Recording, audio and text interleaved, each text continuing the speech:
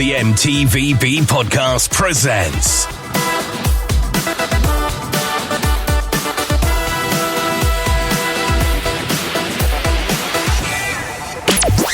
The Commentary Corner. This show may contain swearing. Hello, welcome to another episode of The Commentary Corner, the sideshow here from us here at the M.T.V.B. podcast.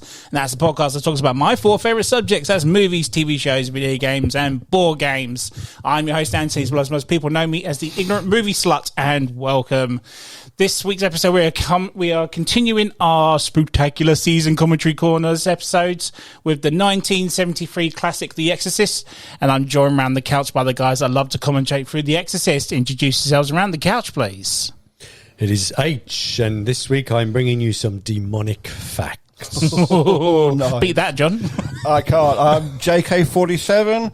It's a lovely day for an exorcism. It is. We've finally done it, John. We've finally done the movie you've been babbling on about since season one. And I presume it's your favourite movie of all time, or one of the top five, anyway? One of the top five, probably, yeah.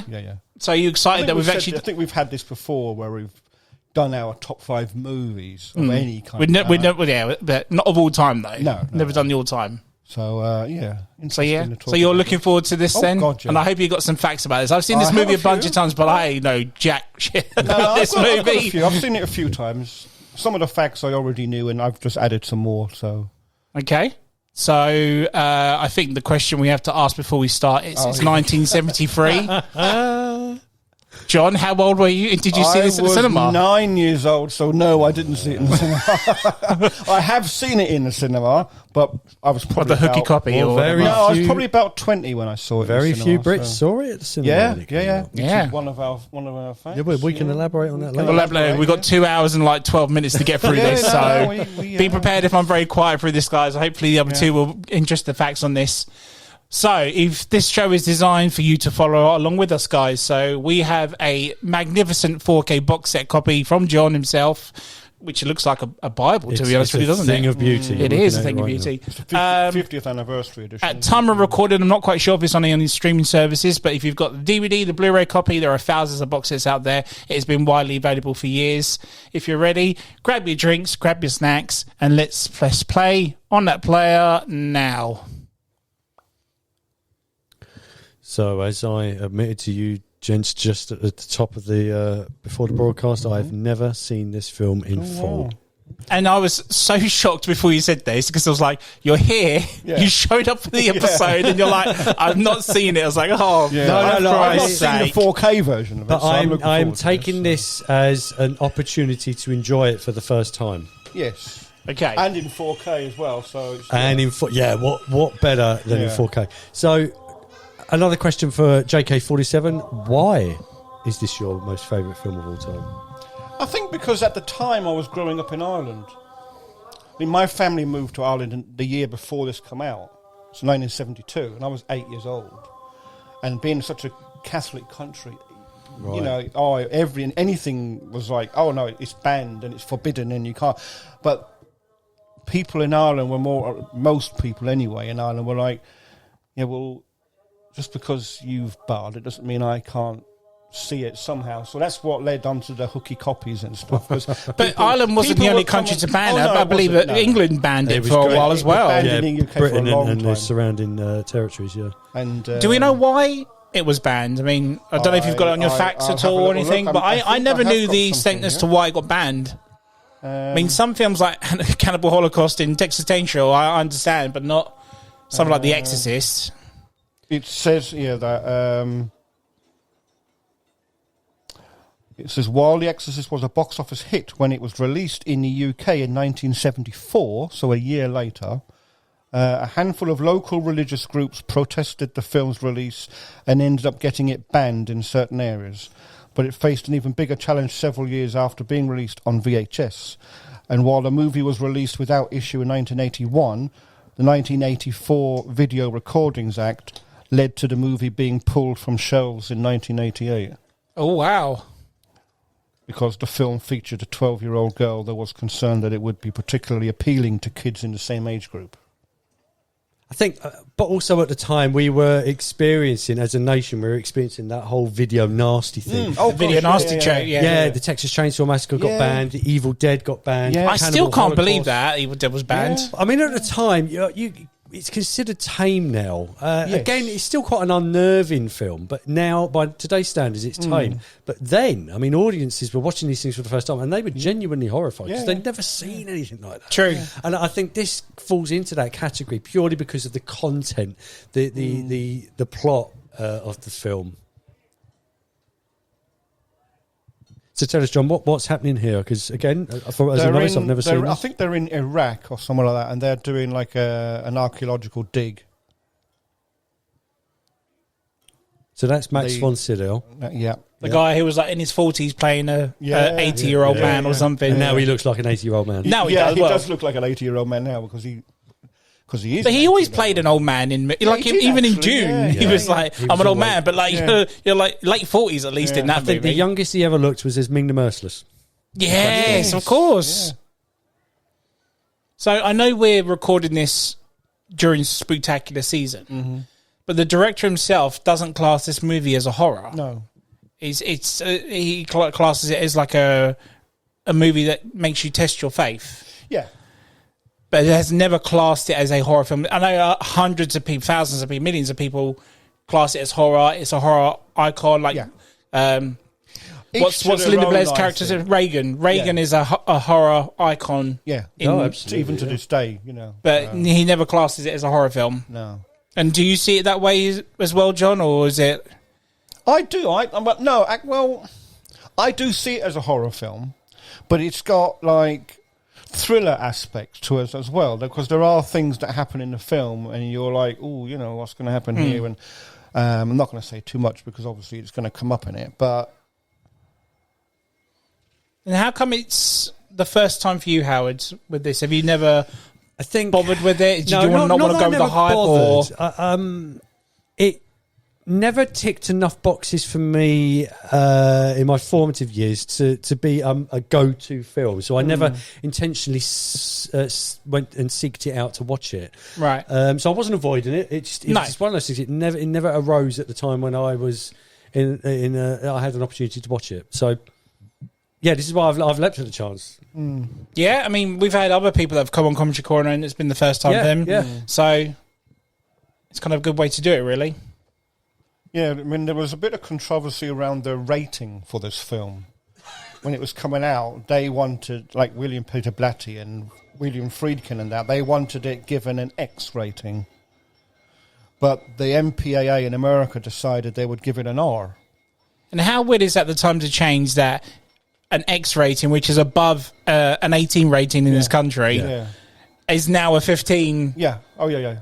50 years later. Yeah. This is 51 years old, this movie now. This is why there was a bit of controversy, because when they classed it It'd be a PG in about 50 years. But when they classed it as an R instead, like Friedkin and them complained and said, by making it an R, you're saying that it's okay for kids to see it as long as they've got an adult with them. Yeah. And I think it got changed to an X eventually, but... Well, again, as we just briefly talked about with Video Nasties, the ratings were going through a period of change, especially in this country. So a film that is, a historical Video Nasty was considered good enough for kids to watch with an adult. It is bizarre now when we look back on it. But ultimately, the decision was taken to ban it because it was that horrifying. I don't think people realise just how much of an impact it would have had when they start, when they we'll say test audience and stuff. But there is a lot of truth behind the bit where there's been documentaries about this where people have been seen coming out of the theatres early and fainting and crying. I was about to say, do you believe those stories? Happen. Not everywhere. I mean, they'll have you believe that there used to be ambulances outside the showing when it finished and whatnot. Take it with a pinch of salt. I think a lot of that is an urban myth, isn't it? Yeah. And then people were being physically sick and stuff like that. I think it's a great story. It's a great headline for newspapers and magazine articles and things, isn't it? When you consider how many cinemas would have shown it, we're talking a mere handful where people might have come out. But but they jumped on that, like you say, to promote it even more. That sort of talk sells tickets. Yeah, of course it does. But another fact I've got here is I think it was in Washington, they banned the sale of the tickets. Yeah. The police in Washington threatened to arrest anyone who sold a ticket to The Exorcist to any non-adult. They were adamant that. And this is where scalpers came into it. Yeah. Tickets, get the tickets here. I can get you a ticket for The Exorcist. Yeah, sure. Meet me around the back. And there's always a way. Yeah, it's like someone opened the back door and let him in or something. I believe, adding to what John's just said, Washington became the first city ever to bar children from a film that the review board said that kids could see. Yeah, because it was filmed in Washington, so they were the first ones to see it. So they barred. That's why they barred people from selling the tickets. I never wondered, I mean, as we're watching it now, how long this opening goes for this one character. I mean, this could easily have been cut a good 5 minutes out of this. Now it would be. And what it's not really explained. But watching it for the first time from my point of view, there's no dialogue really. No, there isn't for the first... It's this for about 10 minutes or 15 minutes. Yeah, until he comes across the statue of the demon, which obviously we'll come into later with whatnot. But that's about it. This could have been just easily cut with the whole, the archaeologists dig at the beginning and then cut to this straight away. We didn't need to see blacksmiths and the rest of the town and whatnot. But it's weird how William Friedkin does it like it's a documentary. Like I remember, so my first time getting to see this movie was its 25th anniversary release in Crawley Cinema. My dad took me to see this and I was watching this and I'd heard stories about it obviously being banned and all this sort of stuff, but I never knew the extent of she spins her head round and all that sort of stuff. So while I was watching it, it's just kind of like my first William Friedkin experience. And there's even cuts later on where like there's someone screaming in at the camera and the next minute it just cuts to plain silence, and it just has that weird documentary feel to it. Is that the dogs fighting now? And so looking at that statue, isn't it interesting how throughout any religion or any part of the world, demons always seem to have snakes for a penis? Yeah, they do. It's true. And we know that is the demon Pazuzu. But we don't. It's never mentioned in the film. I didn't actually know that, by the way. It's not mentioned anywhere in the film of his name. They allude to it's like they know who the demon is, or they work out who the demon is, but they never name him. Do you know what I mean? Isn't Georgetown in Washington? Yeah, just what I'm saying. So was that? Yeah, that was why the Washington police jumped on it and said they didn't care if they didn't want tickets sold to anyone underage, regardless of whether they were going to go and see it with an adult or not. So the name of the demon, was that actually in the book? It's in the book. I think it's in the book. Yeah, Pazuzu. Well, I mean, within my notes, I've got that it's taken from the name of the king of the demons in Assyrian and Babylonian mythology. Yeah. So he's a pretty gnarly sort of demon. I think it's because he alludes to himself being the king or whatever, and that's where they get it from. But he's never actually. Yeah, they're so bloody narcissistic, these demons, aren't they? Because he does say to him, "Give me, tell me your name," and stuff, but he never actually does. No, because he keeps referring to himself that he's the devil. Yeah, and I think that's why people get a bit funny with it, because they think it is. They forget it's Pazuzu or this other demon. Because he says things like, "Well, if you're the devil, then do something," and he's like, "Well, no, because that's too trivial for me," sort of thing. This type of power carries. Yeah. So basically, he's a demon on an ego trip. Yeah, yeah. To identify with himself as a bigger evil, which, like I said, I think some audiences took into consideration that he might well be the devil, but when you watch later on, it's not the case at all. So, from my understanding, maybe John could elaborate on this one. Blatty's novel is based on the 1949 real-life exorcism of a young boy. Yes, known only by Roland Doe. No, they did know. They did find out. Oh, they did? Yes. I'll show you. Hang on. They worked. I don't know how they done it, but I mean, I got it here. They worked out. Where are we? It's here. They found his name, and apparently he worked for NASA. Oh, really? Yeah, when he grew up, he became an engineer with NASA. Oh, right. So this is Reagan's mother, who's a big Hollywood actress in this movie. Yeah. Hence why she's got her own German butler and stuff. Yeah. Swiss. Swiss. Yeah, he's Swiss. Oh, he's Swiss. Yeah. I thought his name was Swiss then when you said that. Swiss Tony. Swiss Tony. I love Swiss Tony. They're married. Exorcisms are like a beautiful lady. Yes. That's Graham Redfern. I used to call Graham Redfern Swiss Tony. Oh, dear. All right. So, I mean, these are little facts about the film that I don't know. I didn't know. That's William Peter Bentley there just then. Yes. Yeah. So I didn't know that the character was an actress and that a lot of it's... Yeah, she's an actress. He's like a director. He's English, drinks like a fish, smokes like a trooper, swears, hates he hates the butler. Right. So there's lots of scenes where he's taking the mickey out of the butler and that. So obviously this was written by the author of the book, the screenplay. William Peter Do you Blatty, find that the movies are more faithful to the book when their own author does the screenplay for it? To a degree, yes. No, you can get the audio book to this, and I've not long listened to it, and William Peter Blatty actually reads it. And I loved it because it's being read by the guy who wrote the book, if you know what I mean. So he knows where to put the inference and stuff. And I was almost able to follow the film in my head, according to the book. Do you know what I mean? Because everything he spoke about, I'm sure there are a few tweaks and changes here and there, but I would say a good 80% of it is very much like the book. I mean, I only asked because, like, the Hannibal Lecter series. Mm-hmm. So the last one, people say is the worst one, Hannibal Rising. The screenplay was actually done by the author, and is actually the most faithful to its book compared to the other ones. Like Hannibal's had its, ending changed and stuff like that, and this one is 100% book to film. So I just wanted to know what your perspective was if authors do it, directly, because I believe William Peter Bentley did the third movie, Exorcist 3, which I really like. I really like Exorcist 3 and the screenplay for it as well. I haven't read the books, but just as a film, it's just... the books. I haven't read any of them. I kept saying to myself, I need to read the book to this, and I found the audio book that he was reading it. So I thought, well, why read it myself when I can get him to read it to me? You know what I mean? Yeah. We're better than the author, yeah. So that's why I listened to it. Is that iconic music?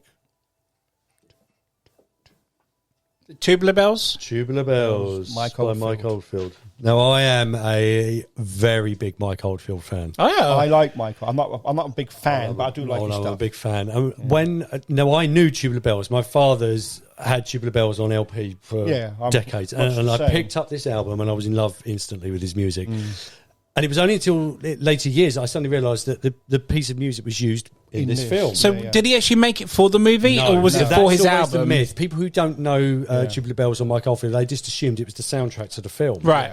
Because I did as well, I'll be honest. No, there was an original score by Lalo Schifrin, who's quite a quite a famous Hollywood composer, but in his own right. But Friedkin decided to discard that score by him. Was, for whatever reason, was looking to replace it. He was visiting the offices of Ahmet Ertegun, who was president of Atlantic Records, which distributed Tubular Bells in the US at the time. It was Virgin here in the UK. Picked up a white label of the album from a selection of records in his office, put it on, listened to it, and said, "This is it. This is it. This is what I want to use in the film." And it does have that quiet kind of creepiness to it in a way, but like you said, when it was just for the album and it goes with this movie, it's given it that extra edge of chilliness, really, isn't it? Scenes in film, but it has become just so deeply associated with The Exorcist. It's now The Exorcist music. Exactly, yeah. It's not the song from Mike Oldfield or whatever it is. It's people associate with the movie a lot. And when you watch the film now, you don't... It's like... This film was released on Boxing Day. Really? Was it really? Yeah. What, in the UK or? No, in America, I believe. December 26, 1973. Is it known as Boxing Day in the States, though? Probably not. Because to us it is. It's all the jolly movies come out, don't they? Christmas time, and then this comes out. I'm not sure. Do the Americans celebrate Boxing Day? You would have thought for type of movie. It'd been October at some point or anything, you know. And it was the first horror film to be nominated for a Best Picture Oscar. They didn't do Best Pictures in... No, this is for the 46th Academy Awards in 1974. The Exorcist received a staggering 10 nominations. Best Adapted Screenplay, Best Director, Best Picture, Best Production Design, Best Film Editing, Best Sound Mixing, Best Supporting Actor, Best Supporting Actress, Best Actress and Best Cinematography. And of the 10, it won 2. Yeah. It got Best Adapted Screenplay and Best Sound Mixing. Because again, it's... Again, a lot of people class as horror. Horror never wins Oscars. No, never. No. But it says its nomination as a Best Picture candidate marked a historic first for horror cinema, an honour that would later be shared with the likes of Jaws, Silence of the Lambs, Sixth Sense, Black And it'll be the same with comic book movies, sci-fi but movies. They never, ever give them Academy Awards. It's like science fiction movies. It was always like the ginger cousin of the Oscar award nominations. Nobody wanted to know. Nobody was interested. It's only now that they've started getting it. Yeah. I mean, they'll always get best visual effects or best score, but they'll never get best picture. Absolutely. Ever. It's such a shame. Or best actor or actress within the film. I mean, again, adding to what John's just said, Linda Blair got a supporting actress nod for her role as Reagan. Oh, she got the nomination. Absolutely. Oh, I never knew that. Just 15 years old, but the nomination was met with controversy. Yeah, because she was... as word about McCambridge's contribution to the role spreads. We'll go on about Mercedes McCambridge in a little bit. Okay. Yeah. So this is the other priest in the movie. Who's this, John? That's Father Karras. So we see that he's got his... Damien Karras. So we've got he's going his own life, and I believe his mother is like Italian, but she's ill Yeah. at the time or something. The mother was ill. He used to be a boxer. And then taking a life in being a priest. Yeah. She calls him Demi. Oh, my Demi.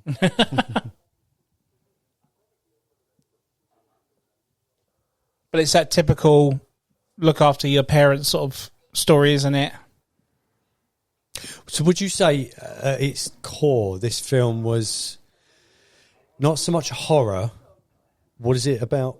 Family? I was about to say, it's about family and the lengths you would go through for your family, because he goes through a lot for his mother, and Chris McNeil goes through an awful lot, obviously, for the daughter because she's possessed.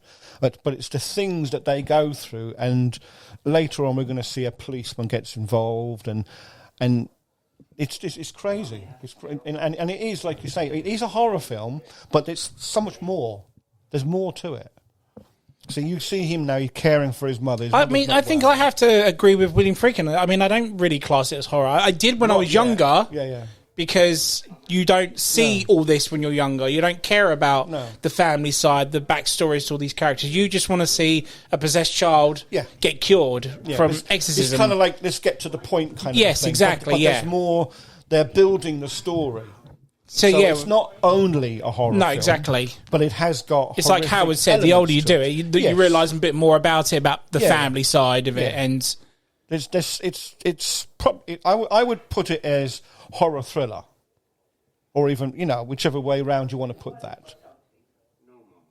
Yeah, I mean, like I said, when I started, I saw the horror side, but I'm gradually going towards the thriller side of it. Because it's a movie that's meant to be... testing people's faith if they believe in one or the other. But you can see, though, where if they didn't do... It's like if someone said to you, there's a new film coming out, it's called The Exorcist, it's all about possession, da-da-da-da-da. They go, let's go and watch that then. And they're already sitting there now watching that.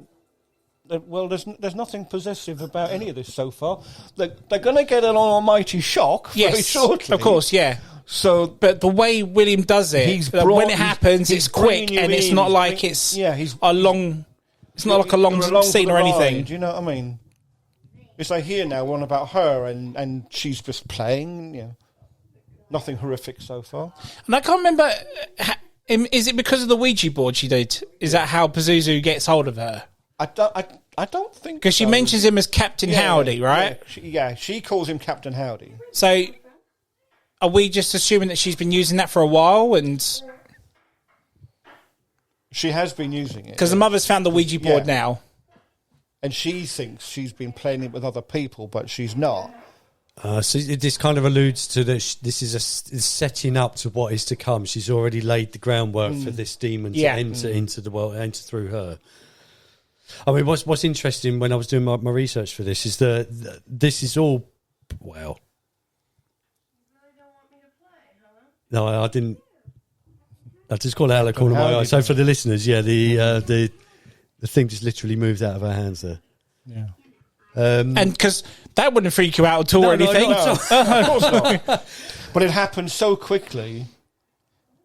But wouldn't that just like freak you out? Like I'd think my daughter would be a Jedi or something if they put up her hands like that. Well, the boy that this story is kind of based on, he played with a Ouija board. Yeah. Oh, that was the same thing as... Yeah. So I think he had the bouncing bear. Now, do you believe in that story? Do you think that actually happened? I think there was a lot of... From what I read about it, there was a lot of controversy behind it. Did it happen? Didn't it happen? That sort of thing. But the boy grew out of it, shall we say, became an engineer for NASA and worked with them for I think it was 30 years or something. Worked with them for quite a long time. So he kind of grew out of it. Yeah, I think fact like a bouncing bed, it could be grounded in truth, where this boy was, inverted commas, possessed. Yes. And he's convulsing on the bed. If this was just a rickety old bed that that had no fixture, could it have moved? Could it have bounced a little bit as he's convulsing on the bed? Very possibly. Yeah. How this works. These Chinese whispers, as things move through history, all of a sudden the demon is moving the bed. Yeah. Exactly. Me and my wife watched The Conjuring 2 recently. Oh, I love The Conjuring. I've seen it before, but we just watched it the other night, and it's to do with the Enrich haunting. Right. Yeah. And they look back at it, and you see the photos and stuff, and Lou was telling me stuff. Well, it could be back to them where we just ignored stuff with mental health issues and all that sort of stuff. Because there was no mental health issues. Exactly, yeah. So we could have taken that, or that could have happened into context that many years ago, and we just didn't see it. And, people screaming in the streets, in the Victorian streets, were possessed. Yeah. Back in the times of Salem. Yeah. Women. If you had a black cat, you were a witch. You were a witch. Yeah. Women with particular issues. Oh, there must have been a witch. No, they couldn't possibly suffer from mental health. Exactly. It's bizarre. They're having fits because they were epileptic, but they didn't know he was epileptic. Burn him. Yeah. Possessed. An awful lot of things in the past have been explained now. So, like you say, you look back and think, they weren't witches, for Christ's sake. Of course they weren't. What I used to love about that, though, I was watching something a little while ago, and it was about the witch trials. They used to duck them underwater. Yeah. Because they believed, with the ducking stool, because they believed that witches were made of wood. Yes. Now, if the inverted commas witch survived, it's because they were made of wood and they floated to the surface. Yeah. If they drowned, they weren't a witch, but they drowned. So anyway, let's move on. So either way, you're buggers. There was no win. Well, if they did survive the ducking, then they would be strapped to a pole and burnt alive because they're made of wood. Yeah. So either way, if you're accused of being a witch back in the days of Salem, you were buggered. Yeah. Now, another interesting fact about Captain Howdy. So this is the name that Reagan gives to the demon. Yeah, she calls him Captain Howdy. Right. And that's the only name that he kind of goes by for the whole film. We know him as Pazuzu, but that's been alluded to pardon me, outside of the film. Yeah. But Captain Howdy, they reckon, is an interesting play on the word Howard, which is her dad. How do you think about that, Howard? Why are you all looking at me? Because obviously the father's left. Right. And so she so lives he's not with on the the mother. scene. So they reckon that she's come up with Captain Howdy because it's a sort of a play on the father's name. Do you think? I mean, if you were to look, if you were looking even further into that, could it be her way of dealing with trauma? Yeah. The father leaving creates this character that if the demon has cottoned onto this, he's now saying, "Yes, of course I'm Captain Howdy. Yeah, of course I'm your imaginary friend." And she being a kid, he's probably tried any old trick to get into her head when. But yeah, just I would have been freaked out from as soon as the Ouija board popped out. Oh, so. Hell yeah! It took me by surprise. I've never seen that before. There's other moments where the mum has just not clocked on and go, I mean, you'll see it in a minute, of course, but is this I would because just be like, we're bugger meant that. to assume that she's so wrapped up in the film that she's making and her own little life? She's Yeah, I would assume so, yeah. I mean, we can see here, she's going on about the film, and Reagan's just doing her own thing in her bedroom. There's She's being pictures ignored. of her father. Right. Yeah, so it's like the career is over the child sort of scenario, isn't it? Yeah. But The kids left her own. obviously, devices. apart from the other sequels, John, we've had multiple movies to deal with exorcism. I mean, do you go and watch those, or do you feel like it's never going to top The Exorcist? I mean, they never have. Let's face it. When I go to watch a part 2 or a part 3 or whatever, I'm not looking to see is the film better than the first one. I'm looking for a film with a good story in it. So I'm going to come out at the end thinking, well, that was worth my money and I enjoyed the film. If I come out of there and it was a pile of crap, then I'm going to think, well, that was a waste of fucking money. But they won't know if you've wasted your money if you don't go and see it. Yeah. So I get that. But do you ever like go in the cinema and there's a new exorcism film out? Not about the exorcism itself, just a random exorcism film. Yeah. Do you not sit for you and go, oh, not another one? I mean, No. it's just like... It's like I saw the new one. Because I definitely do. Because, you know, David, is it David Ogden Green? He's done the new trilogy. Oh, we started the new one, yeah, The anyway. Believer. Well, Exorcist The Believer, isn't it? Yeah, I went to see that, and I didn't see it because I I've heard liked so many bad things about it, so I didn't bother. This is the thing. It needs to be seen. I thought it was very, very good. The problem with it was... Because Reagan's mum's in it, right? Yeah. They go to her because she's obviously this has happened to her before, sort of thing. So they go to her for help. But the other actors in it, I didn't think were very good. Now, I'm not going to slag them off, but I just found their side of the acting in the story quite weak. The story of the film was very good. It's just how it was pulled off. And the two kids were amazing. Right. And I liked it so much, I went and bought the box set of it. Now, in an attic, Yeah. no lights on. No, so you wouldn't Rustin, dare. I wouldn't even bother. No. You know my issue with Yeah. attics, or lofts, whatever you want to call them. Yeah. No, just a big no from me after that certain movie that put me off But I get, lofts for life. get it because we've Never seen again. that film, and he told me that when he wouldn't even open his eyes when the scene happened. But Which this, film was that? He but this knew. part He'll tell you with when. the candle goes, I would have been out of there like lightning. I've got a film in my head, but tell me, go on. Which The film? Grudge. Oh, no, I wasn't thinking of that. The Grudge. So it's the remake of The Grudge Right. with Sarah Michelle Gellar, and the one that came out in 2003. The opening scene of that movie to this day scares the shit out of me. I don't like going up in a loft or anything unless there's anyone else around with me. If I'm in the house on my own, but I am mate, never going up in the Those loft. Japanese ghoul films, I mean, Oh, they're terrifying. good God. I They mean, are- it's that one little shot at the end when you saw the white Korean face model. behind her, and that was it. I'm done. Yeah. White as a sheet. Yeah, you would. Oh, no, I thought you were going to say it was Paranormal Activity. No. Because I know No. there was a couple of scenes up in the loft space in that one. That's true, yeah. But see, that, no, Yeah. I'm out of there. What? There's nothing untoward about that whatsoever. Not so ever, no. No rats. She hears noises, and she's asked him to put traps in the loft. Well, I saw right at the start as and we he were says introduced to the there's no characters. rats, and she keeps hearing the noises. That's why she's gone up to see. I never get this part. Who's done this to the statue? In the book, Because it doesn't get explained in the movie. no, You'll find out in a minute how, sorry. In the book, it's alluded that the demon has Right. a hand in it. So there's a random priest going into a church right now. Yeah. If you follow along with us, you can see, obviously, for yourself. And he's going to go into a church in a minute, and there's been a Hail Mary or a desecration. desecration on a Hail Mary statue. Yeah. So are we saying Reagan's done it?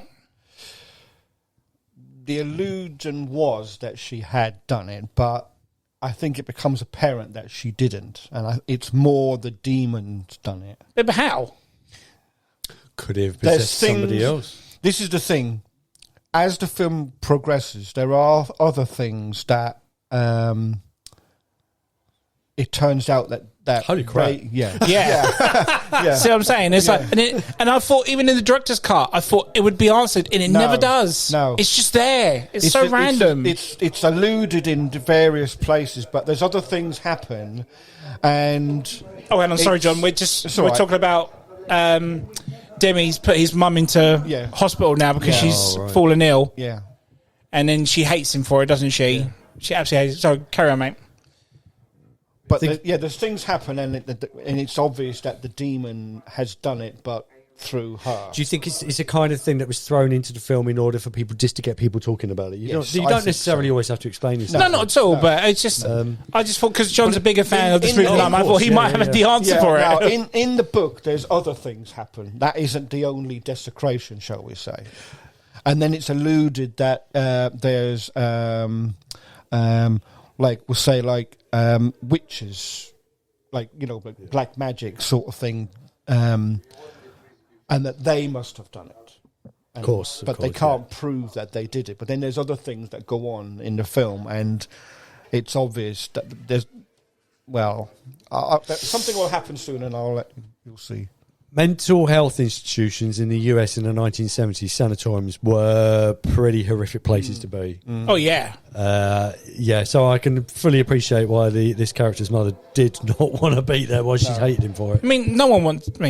Well, no one wants going into a place like this at the end of the day. We've all seen One Flew Over the Cuckoo's Nest. Yeah, totally. It's one of my wife's favourite movies. It's not a good place to be. But I like how, I mean, after this scene, he'll say to him, well, why didn't you put her in a home? He's like, well, who's going to afford that? You can't. You're on, priest. He's a priest. Shit, is he? Yeah. Demi, why did you do this to me? And I like how he gets the blame for it, but he didn't actually do it. No. Her brother put her in there. Yeah. Oh, it's so heartbreaking seeing that. No. So already this is setting up the scene for the fact that he's got his own demons to deal with. There we go. Yeah, exactly. He has to exorcise the demon from. Yeah, look, see, because he's battling with, do I stay a priest or not? So he's got that going on in his head because he was a boxer. And he's losing his faith, which is what the demon jumps on when he gets called to the house. So his character is Demi Karras, is that right? Is he Karras? Yeah. And there's things that have happened to him in the past and other people, and the demon knows, and it's like, how does he know? And that's when you realise. This isn't just her making up a fake voice kind of thing. Oh, this guy, he's funny. Like I said, he drinks and smokes and something else which we don't see either. Yeah. The guy in the tie and the grey suit, he's an astronaut. What, in this or in real life? In this. In this. Because these are all like showbiz people, right. and you know. I love how he starts on this guy. Yeah, he hates him. Oh, he's the butler, right? No, bowling with Goebbels, did you? The book, like I said, the book is amazing because I was only in the 70s, eh? Yeah. Perfectly acceptable. But this priest, he knows Demi, doesn't he? He's like one of his best friends, isn't he? Damien. There we go, Damien Karras. Apparently, Jack Nicholson was lined up for the role of Damien Karras. That would have been cool. Before Jason Miller. And Stacey Keach. Stacey Keach, yeah. I don't think Stacey Keach could have pulled it off, though. I don't know. He's not a bad actor. I think traditionally Stacey Keach, he doesn't play that type of role, no. Does he? So, yeah, it would have been an interesting sort of interpretation. Oh, yeah, these two are fighting. Yeah. So I'm assuming it's called him a Nazi, that's the why. butler's German, then. No, he's Swiss. His name is Swiss. Yeah, his name is Swiss. Yeah, Swiss. Or his name is Swiss. I thought he was German until John told me. His name is Carl, and yeah. I can't remember what the wife's name is, but I think they're either Austrian or Swiss, and he picks on him because he thinks he's German, and that's why he comes on about Hitler and all this sort of thing.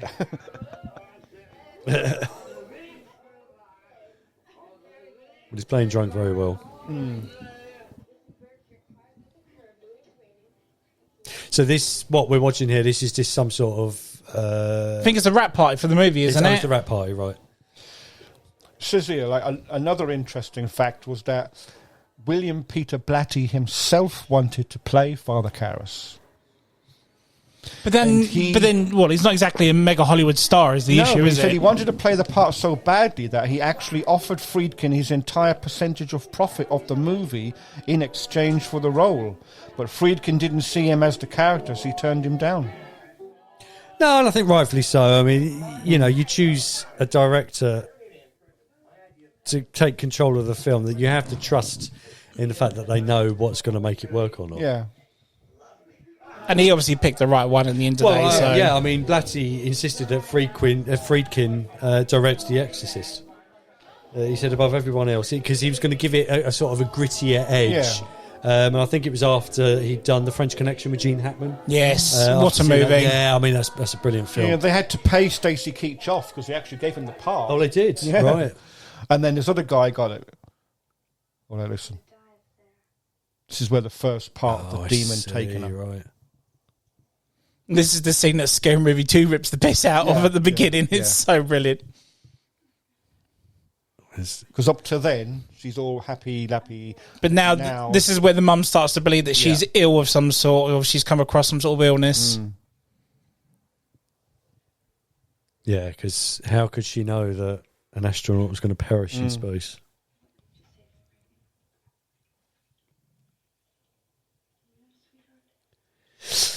So interestingly, the character of Reagan was going to be played by Denise Nickerson, who was Violet Bogard in... from Charlie Chocolate Factory. Chocolate Factory, yeah.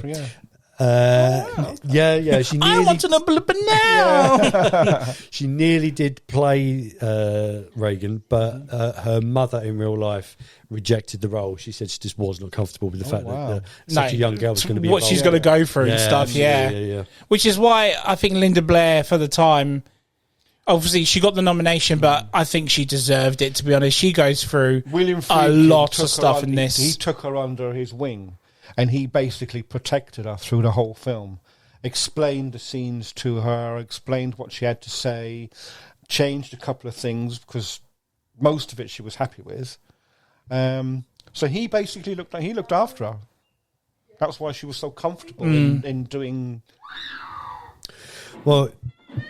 Linda Blair's agents didn't even put her forward for this film. It was her mother who loved the script and actually suggested that she play the part.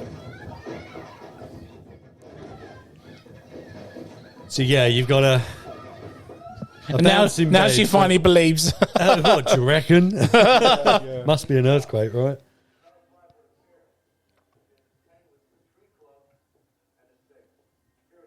But yeah, it's crazy how, you know, you never have that belief until you see it, and then, okay, we need to start doing something about this. I think there might be a bit of an issue, yeah. This is when he goes to see Demi now. Yeah. And he's like in a state because he's obviously... Yeah. Drinking. Still thinking about his mum. So how? I mean, I know we're going to see it, but how does Max von Sydow's character get involved? How does he come away from Iraq in order to be able to? So Demi goes to see Reagan a few times, and obviously thinks to himself that this is too big for me. I need an actual real exorcist. Yeah. Hence why they call him, and he pops up at the end of the movie to help him out. The exorcism is refused, and it's like they say, well. Yeah, but all the things that have happened, you can explain. It's things like her being able to speak another language and like, did she know how to speak German? No. But then you got the butler and them living there, so she could have heard words. So it's things like that. And so anything that she supposedly done, could be explained. They were able to explain it. So every time they wanted to have this exorcism, they were told, no, you can't have it. And then as it goes on and things start getting worse and worse, they start realising, do you know what? There is way more going on here. And that's how he gets involved. And that's what I love about Demi. Is like when he goes to see her and like the state she's in and stuff, he still doesn't believe this is. No, she's still faking it somehow, and he puts her through so many different tests. And it's literally the last one when he says to her mum, "Look, there are no experts. Like your daughter's not just saying she's a demon; she's saying she's the devil himself. Yeah, I can't deal with that. I need someone better than me. This is beyond us, sort of thing. Yeah. So we get like a dream sequence now where Demi's thinking about his mum and stuff. Yeah. And you get the iconic... It's like the guilt is kicking into him, isn't it? You'll get the iconic flash. There's always that, reaching out for that person. That flash, right? That was not going to be used. That was a makeup test. Oh, that's right. It was a makeup test for Reagan, wasn't it? Yeah. Yeah, for when she becomes the demon. And when they first used it, someone suggested it, and it only done it once. I think it only happens once in the film. But in 2000, when they extended it, they've put it in multiple times. Right. And I think it really does work. Because the first, you could miss that. Because it's so... In the blink of an eye, you could do, yeah. Yeah.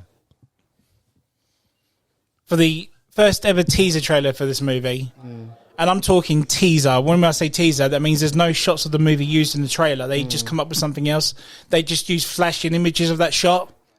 And then obviously, and it's literally like that for a minute. Yeah. And then it comes up saying The Exorcist, and you can hear Reagan breathing in the background. It's a fantastic teaser trailer. Probably one of my top 5 of all time. But now we've come to the conclusion that she's going to take her to hospital, give her tests, and try and figure out what the hell's wrong with her. I mean, even though the bed was rumbling, there's something wrong with Reagan, right? Yeah, clearly, yeah. I mean, you might want to check the bed or anything. Must have made the bed move on it, yeah. But that scene with her in the bed, that actually hurt her back. Second, sorry? That scene when she was in the bed... might have not been that actual scene, but there was a scene of her in the bed, being thrown around in the bed, and that actually hurt her back. I think she broke her coccyx. Well, yeah, I can imagine, yeah. She falls and hurts herself as well. Yeah, I think that's later on, when she slaps her. Controversial things happened during the film.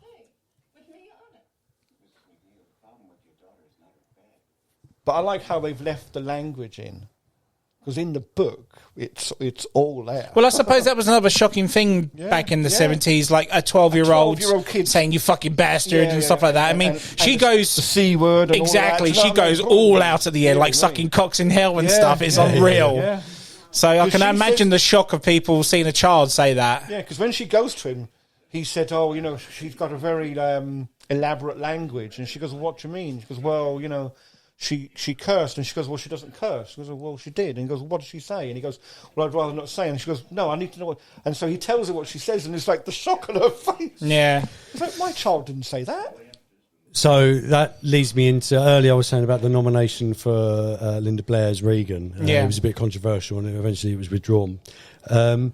This was because the lady that actually voiced Reagan whilst she's possessed, demonic, her name is Mercedes McCambridge. So provided the voice of the demon in the film. This is a woman that Orson Welles once dubbed as the world's greatest living radio actress. It became controversial because McCambridge was not credited for her performance. Some say that this decision was solely McCambridge's, who claimed that she didn't want to take away from Blair's performance. Right. But later then she changed her mind. So under the threat of legal action, her name is quickly added to the credits. Yeah. So based purely on that, the fact that Linda Blair was nominated for the Best Actress, it was quickly withdrawn. Oh, it's because of the voice. Because of the nature of the fact that it wasn't solely her performance. Exactly, yeah. Which I can kind of get, but you still need an actress to perform what's on screen to make it believable, to make people faint in the screen and stuff like that. When she puts the voice on properly later, you understand that. I mean, she couldn't have done Linda that. Blair still needs to deliver the line. She has to be dubbed over. I get that. 15-year-old kid could not have done it. No. I mean, interestingly, chain smoking and whiskey helped McCambridge achieve Pazuzu's raspiness. Oh, 100%. That's what she put it down to, wasn't it? Yeah. Cigarettes and whiskey. I want a diet of raw eggs mixed in with the whiskey was the key to giving the vocal performance. Oh, my God. And it's such an iconic voice as well. I mean, it is, yeah.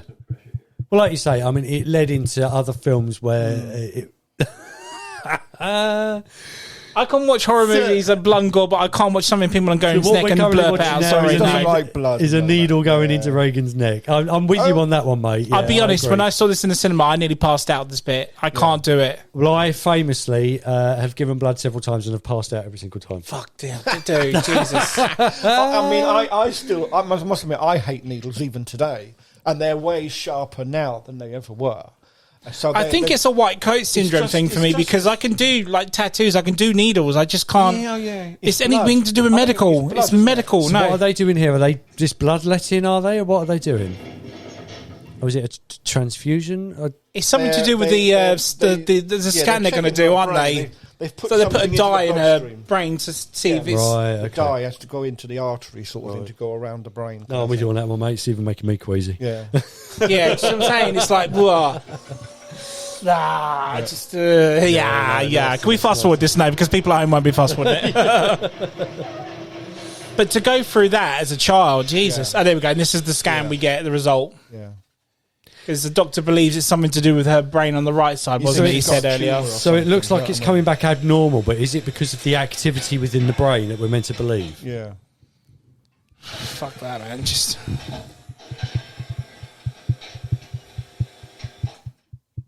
I mean, we're nearly an hour in and we still haven't had the full possession of her yet and whatnot. This is Jaws all over again, isn't Yeah. it? Like you say, it was an hour and 20 before we saw Jaws. But I think I said on Jaws that Excuse me, Bruce. it's an old-fashioned way of telling a story. You don't need big flash and bang and pizzazz. No. You don't need it. And I think this is the reason this is such a classic film, is because it's told a story right up to the point where you need to see like the paranormal activity in order to believe in it. You know, you don't need, like in Texas Chainsaw Massacre, you don't need the guy running around with a chainsaw cutting off arms and legs. You don't. And as much as I like a good slasher movie, and it's not just because we're watching this film, but I find Texas Chainsaw Massacre boring. Yeah. It is actually a boring film. yeah. It's not frightening. No. This is probably where she hurt her back. Yeah, I'd then, probably say so, yeah. I love it. She's like, please do something. He just watches her. Yeah. I love when her eyes change in this bit. Yeah. I wonder how they achieve that. Look at that neck. It's unreal. Oh, God. Oh, Yeah. wow. Oh. The sow is mine.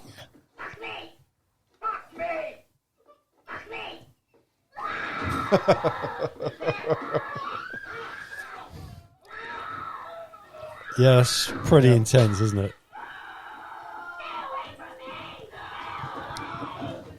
But for a young girl to go through this performance, you can completely understand why the care was put in order to be able to... It's a shame she didn't get the best actress. I think... And then see how you get the screams and it just cuts to silence. He does that numerous times in this movie. And then I like the fact that now the doctors... I love this part where they're just like, look, we can't... No. This is beyond us now. You need to look into something... Need a professional, yeah. Which is where Father Karras comes into it. Because he's a psychiatric priest, if you know. Right, okay. Because when she says to him, "Who's this priest I see running around?" and he tells her who he's our psychiatric counsellor. So it's kind of his so that's how he proficiency, gets right. involved in it now. But then he realises it's far beyond his reach. Yes, because things start happening for him. The demon starts taking it out on all of them, and it's like he knows things about all of them. And that's when you start realising that it's not that she's got a tumour. She is actually possessed by something big. He's not like any old demon, shall we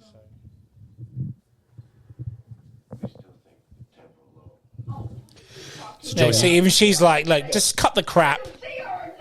Yeah. Like, there's no way a tumour's going to make her move around the bed like that. Move a bed, yeah. So, John, you were saying about the fact that Linda Bear broke her coccyx during this scene. I think it is. Even I knew before watching this film that this is one of the famous cursed films, cursed productions. Yes. Yeah. That and Poltergeist, I believe, is another one, isn't it? Yeah. And Superman. Oh, Superman was a okay. cursed film. I never knew that. So I knew about Poltergeist, I didn't know about Superman. yeah, Superman. Yeah. Not on set, but it was around. They called it the Curse of Superman because much like this film, lots of people died in awkward and eerie circumstances just before production finished or after production Hasn't finished. like Russell Crowe done a film recently? Not The Pope's Exorcist, it's something else. But it's based on the curse of this movie. Oh, is it really? Yeah. Oh, right, I don't know. So he's just done one called The Pope's Exorcist, but there's another Exorcist film he's done recently. I can't remember the name of it, which is based on the curse of this movie. Well, I mean, things That was good. That other one he done, The Pope's Exorcist. That's a good film. Yeah. things that I like led that. people to believe that this was cursed. A studio fire forced the team to rebuild sets of the house interior. I'd heard about this, yeah. A fire that had no reason to start. No. Mm-hmm. They could not find out why. A carpenter lost several fingers whilst working on the set.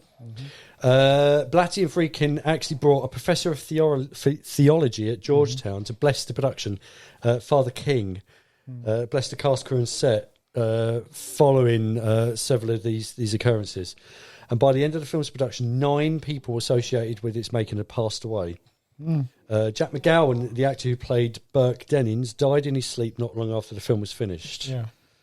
Now, again, apart from the death of the actor, of course, but a lot of people would consider that as marketing nowadays if they release something like that with this sort of person. Yes. Do you think that they were doing that ahead of its time? It's very possible. It's very possible. I mean, people are believers and people are non-believers on that. Yeah, you're going to get skeptics, and you'll get. Yeah, I think I consider myself to be a skeptic. If I hear something like that, I go, "Oh, yeah," but there must be a logical reason to all of this. Yeah. Yes, But, exactly. Yeah. people like to believe a mystery. They like to believe a conspiracy theory. They like to believe an urban myth. So if you put that out there, they're going to go and watch it. Yeah, exactly. Because it says here, one of the biggest setbacks was, like you said, the house fire, right? But the only room that was spared from the flames was Reagan's room. Oh, So that makes you think, oh, spooky. But was it really? So why should I question the lights were flickering just now? I mean, she just looked about. Yeah. There we go. now they're finally out. I mean, it's an eternal horror movie trope, isn't it? So the 2 people that died was Damien Karras' mother. She died not long after the film was released. Right. And the drunk guy that played Burke Dennings, and he died. So Yeah, those, Jack McGowan. Yeah, so those 2, they died not long after the film was released. I mean, they're both pretty old, so I mean, there's no curse on that. They're just old age. They may have just died. Yeah, come on, it's like... It's like anything. They link it. Of course, Yeah. because they're involved in the production So- of this scary film. Yeah. So she doesn't realise why all the police and that were out there. And why the window's open. And why the that windows wide anyway. Yeah. And this, the breath scene, they had, it was minus... It's not digital, is it? It's no, actual... minus 40. Fuck He that. brought these air chillers in because this scene, he wanted it to be, so this is supposedly minus 40 in this set. But isn't that how they achieved the similar effect in The Thing? Yeah. Wouldn't surprise me. By reducing the temperature on the set in order to be able to give them the freezing breath. And when they came in one morning to start filming, and the inside was covered in snow because the chiller had been going all night, and it chilled the air so much that it snowed inside the house. Oh dear! But the lengths you go to get what effect you need. I mean, you couldn't rely on CGI then, could you? It wasn't around. And we find out that the director's dead now. Yeah. You haven't heard, no.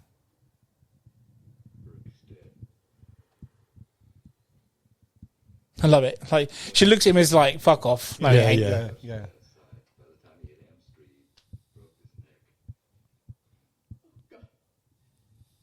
So he's fallen down those stairs not far, just outside the house. Allegedly. Hence why the window was wide open. And those stairs will ever be personified as the Exorcist stairs. They still are today. Yeah. People go there today, but I think they're stopped from trying to fall It's like the down. stairs in Harlem that are It's the not. Joker stairs now and Joker whatnot. stairs, Yeah. So we're hypnotising Reagan now, are we? To try and see if we can speak to the demon.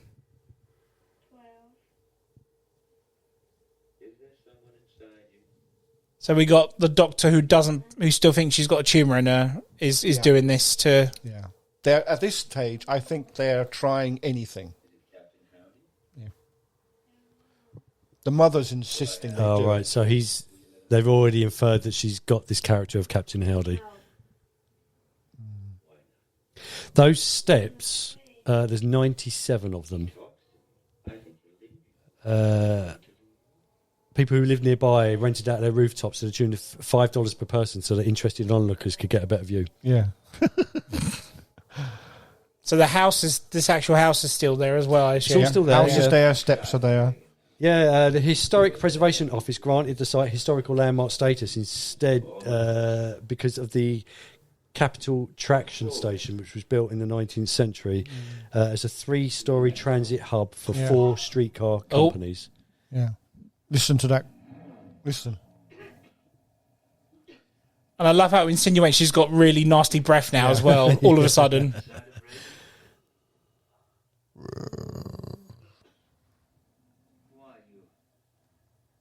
That scary look, man. Fuck that. Look. Yeah. Got your nuts. Yeah. Now look at that shot. That was quite a clever shot.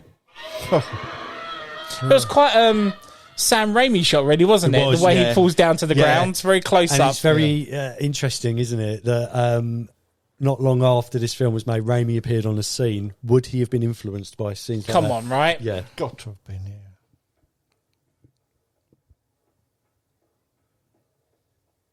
So we were introduced to this character now, who's looking into the death of the director now, isn't he? He's investigating it, right? Trying to think of his name, actually, the actor. Oh, fucking hell. I've seen it. He's been in a lot of things. But I can't remember how or why he goes to him first. Like, surely you'd go to the mum first and question her. I can't. There is a reason I can't remember it.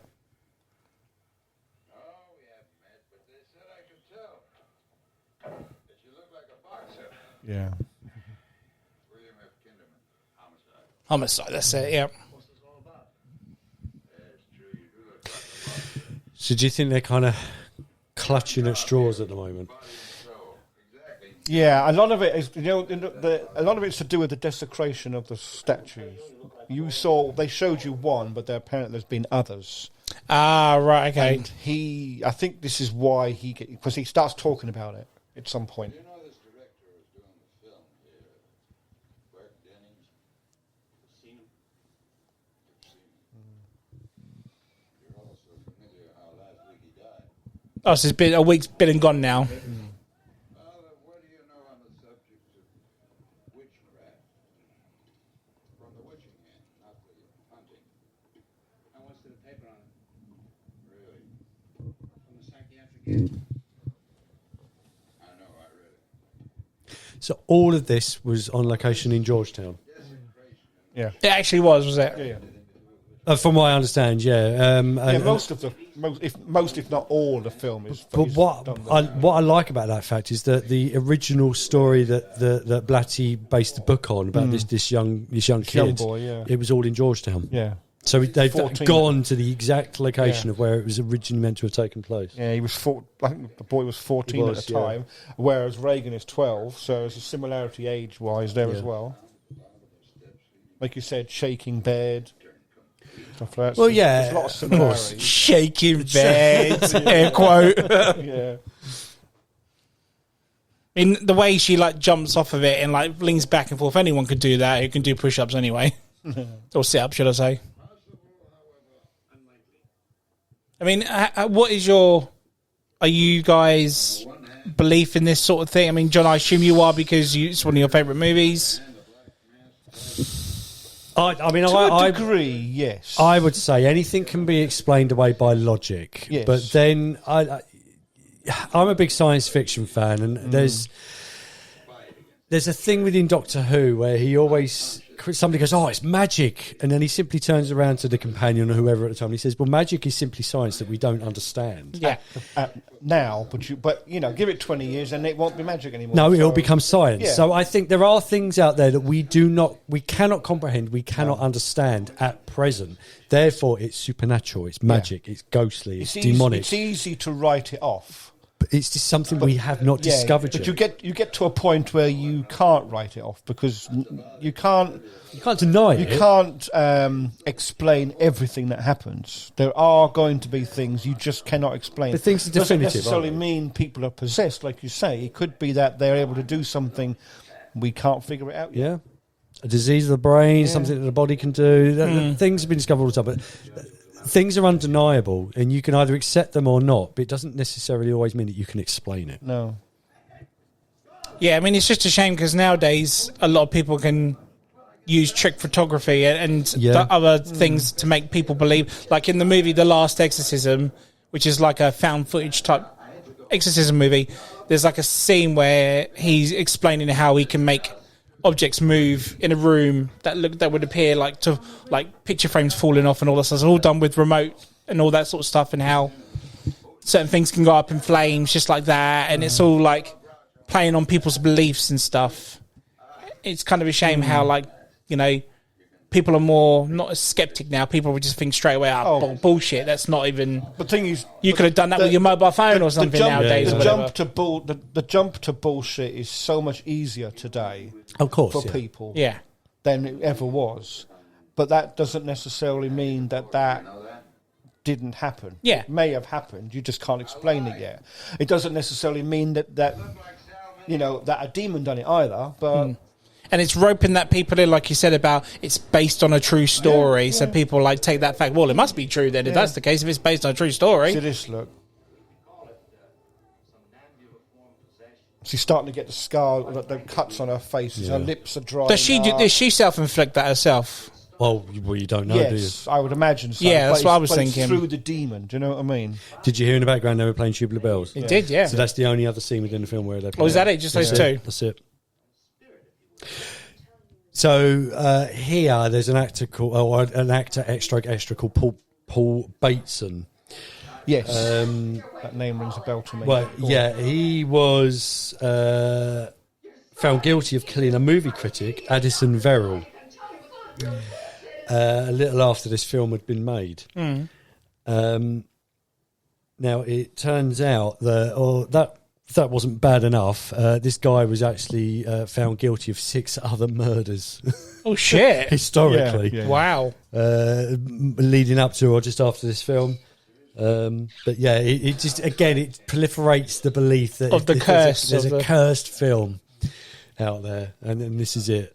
And all of these things happen because they were filming something about a demon. So why was Superman cursed? I mean, I never knew of that Nothing one. definitive. No, it was basically around the fact that Margot Kidder was the first to kind of fall foul of that. So she fell into drink and drugs, and then famously sort of fell out of acting. That was the first, and then people started dying. There were other. We'll have to do a bit of research on it, but there were other things that happened to people involved with the first Superman film, where all of a sudden, much like this, people go, "Oh, that film must be cursed." Yeah. I just never know. I knew Poltergeist was one, but I never Superman. Yeah, and they call it the Curse of Superman. Yeah, definitely look it up. Okay, it will give you a bit more information online. Because it's like you were saying earlier about, did they leak some of these supposed things happen to promote the film or to give you that bit? Like when they actually, I can't believe he done it, but he put the film on in Rome, of all places. Right? But the theatre that he picked to have it be on at, shall we say, was in between 2 churches. Oh, wow. So he was very clever on where But that was deliberate. It must have been, right? Come on. It's got to have been. Seriously, you know. But very cleverly done, you know. Well, on the day of the premiere, when it took place in Rome, there was a severe heavy downpour and a lightning storm that unexpectedly occurred. To make the atmosphere even more terrifying, a lightning strike caused one of the ancient crosses, which was 400 years old, to fall into the centre of the theatre. Yeah. He's come to look at the stairs now. So again, an unexplainable event that lends itself of course, to the mystery of the film. Unexpected. Come on, it must have been like staged or something. Those stairs are severe. Yeah. And the 97 of them. He's very protective of the daughter. Right. It's even more so in the book, and this is the thing here: the cross under the pillow. I think he put it there. Who did? The Swiss, the butler, the Swiss guy, or the Swiss. I think it turns out that one of them done it. Or it might have been. No, she blames him, doesn't she? Yeah, that's what I mean. I think it's either one of them's done it or Father Karras has done it. But she blames, obviously, him, like you say. Well, Father Karras hasn't been there yet, so... He has been I swear she blames Swiss in a minute. Yeah. Yeah, there we go. Here we are. Carl. So yeah, That's what I said. It's called Carl. Yeah. I thought his name was Swiss. No. There, see, look. So why is he protective of her? I think it's just his nature. It's just a good man. No. I don't know if I can't remember if it comes up in the film, but in the book, he has a daughter who's addicted to drugs, Right. And in the book, anyway, he tells the wife that she died because he doesn't want the wife to know that she's. That's a hell of a jump from that window to those stairs. That's a bit. Oh, he didn't. Let's just put it this way: he didn't jump. we are talking about a child with got demonic thrown. strength. He was. No, thrown. I'm talking about a certain jump later on. They're saying he jumped out the window. I know which scene that Yeah. is. Yeah. Yeah. So I suppose from Cole's perspective, he's looking at a kid who's maybe got drug issues. He sees his own daughter. He's looking at. That's why he's protective of her. So I can't remember if it comes up in the film, but the cop who's here now, he works it out, and he figures out that he's going to see someone, and at first, well, in the book anyway, he thinks it's a prostitute he's going to see. And it turns out that it's the daughter, right? And the wife doesn't know, but the demon finds out. So I see. So this, Okay. So there's kind of an element from the book in here, but not as much, obviously. I can't remember that, but it might be in it. I can't remember, but only because I've not. But don't forget, listened to the book. this is the theatrical cut, so it might have been in the other. There's 2 other cuts of this, right? There's a director's cut and an extended cut. I think there's 5 cuts of this. So, because he re-released it in 2000, and I think he. So made this it a is bit what I'm longer. saying. So right, this is the original theatrical cut. This is the one we are led to 1973. believe came out in 1973. Yeah. So before I got to see the re-release, the 25th anniversary when it was in the cinema, I had parents of other kids always telling me about a specific scene that's not in the theatrical cut, and it's the part.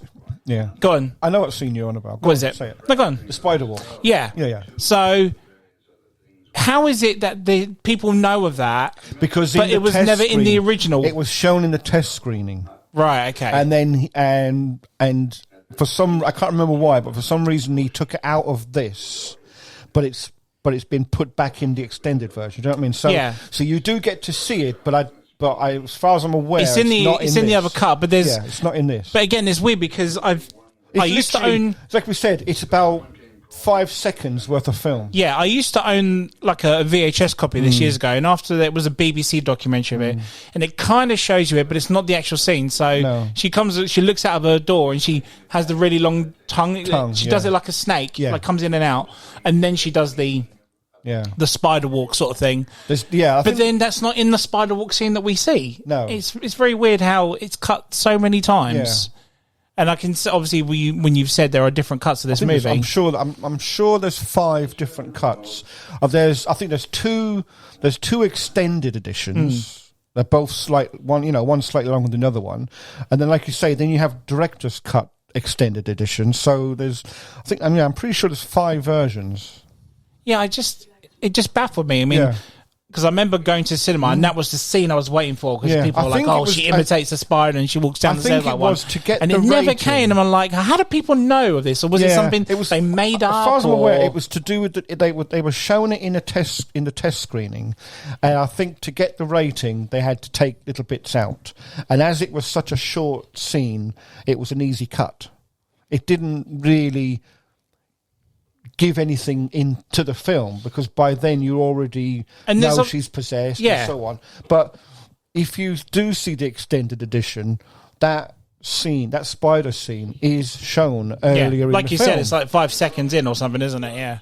No, the shot is only 5 seconds a shot. Yeah, you know the scene where she walks in on the astronaut and says, "You're going to die." Up there. Yeah. It's not long after that, so it would have been on by now. Yeah, it's been and gone. Yeah. So I know it was part of a test screening, but I don't know why they cut it. But it just baffled me because there are so many horrific scenes in this movie. Is it one of your facts? No? It's not. No. Like I said, there's so many horrific scenes in this movie, and then like all the parents that, like if I used to go around a friend's house and then we talk about it, and she's like, "Oh, that they always remembered that specific scene. No, they don't care about any others. No, It was no. always that, and I was just like, I never even saw it. Yeah.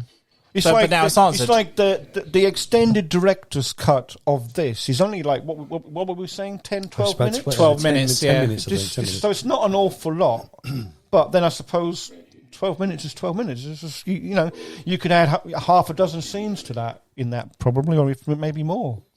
I mean, we joke about the amount of Blade Runner cuts there are, and Oh, you yeah. know, Yeah.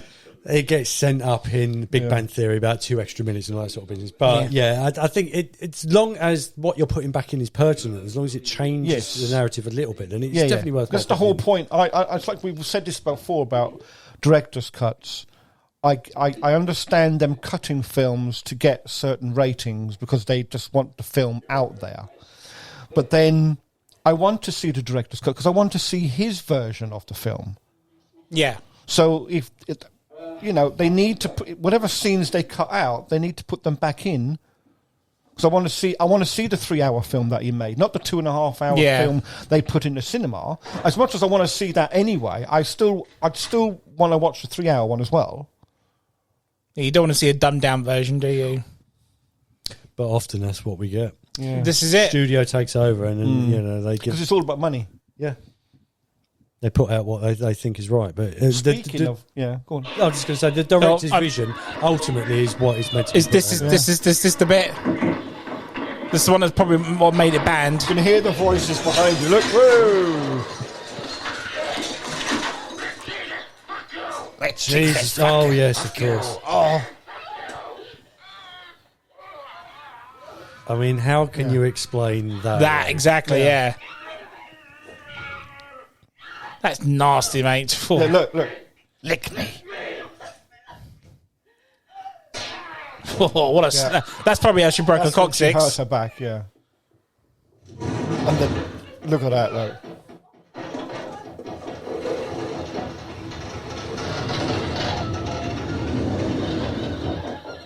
And then we got the famous. There it is. Oh yeah, there we go.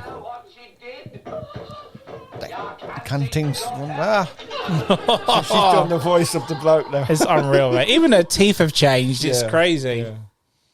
But yeah, could you imagine seeing that for the first time in the 70s? Yeah. That's where that crucifix is going. Jesus. I fully get it. People like going, oh my God, and running away. Well, but to the extent of fainting, though.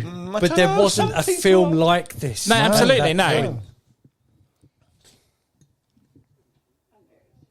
And what makes me laugh is that they ban a film where a child puts Jesus to that, but then we can have a movie 20 years later called The Passion of the Christ where we just beat the fuck out of Jesus. it's like, Yeah.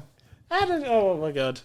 But we were saying about money earlier, and you know, I said to you before we put this on, the box office for this film in 1973, it took in roughly 450 million, which in 1973 was a fucking shit ton of money. Yeah. No film made that kind of money. Do we know right? what the budget for the film was?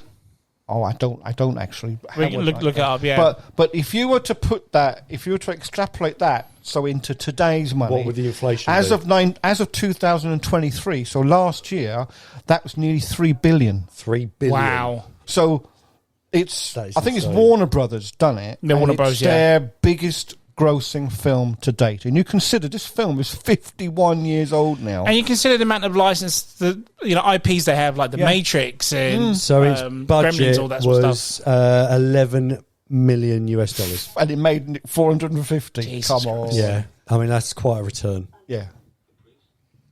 But then again, it's the talk, it's the marketing, Yes, it's the curse, it's the people fainting, very it's the clever ambulances waiting marketing, outside like the you buildings say, and yeah. stuff. It's like It's like I say, it I is grew up in very Ireland. clever bit of marketing. I grew up in Ireland, and I heard about this literally when it came out. But like, being only 9 years old, I couldn't get to see it because it was bad. I'm not sure if it's ever been released in Ireland. You know what I mean? Yeah. But like you say, that's why people wanted to see these things, because everybody was going, "Oh, you've got to watch it. You've got to watch it." You know, and so. Like you say, the blockbuster market, you know, everywhere where you could get this film, people wanted to see it. Of course they did, because everybody was telling them. Everyone was talking about it, yeah. So You want a piece of something that you could potentially not be allowed to see. I mean, you talk about people fainting in the audiences. Yeah. There was I'm reading here of a case of somebody who had, inverted commas, fainted and broke their jaw yeah. in the process. Bloody hell. They took Warner Brothers to It's the court. curse. It's the curse, yeah, absolutely. It took Warner Brothers to court. Really? A certain amount was offered. The company were going to cover the damages and settle the issue out of court.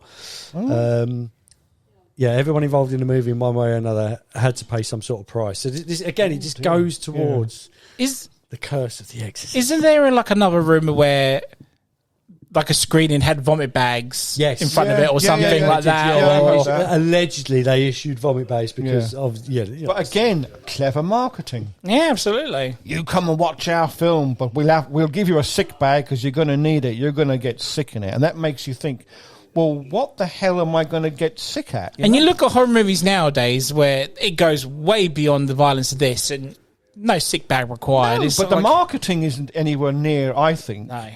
what the marketing for this was. Well, They were very clever. Plus, it was new then. There was no internet. There was Yeah. no way. All you had was word of mouth. Yeah. Or going to the cinema to see it, yeah. or seeing a trailer. Or So something a friend of mine has seen it and has told me it's really, really scary. Yeah, Do you exactly. know what I mean? Yeah. And the fact that it got banned as well is another You way men- of people you wanting to see exactly. it more You and mentioned stuff. to someone, I've got a copy of this film. It's banned. You'll get a bunch Yeah, of guys. that'd be the same if it was a video game or something else. That's like inviting your mates around your house to watch the Super Bowl. Do you know what I mean? yeah, pretty much. Yeah. A film that's banned. Come on, we've got to watch that. So the mother's convinced Father Karras to come and have a look for at Reagan for the first time.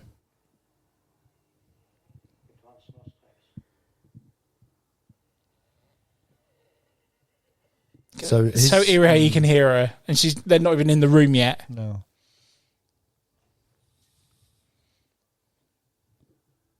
They've had to like put pillows all over everything. Look at that face. So they're feeding her for a tube, I'm assuming. Yeah.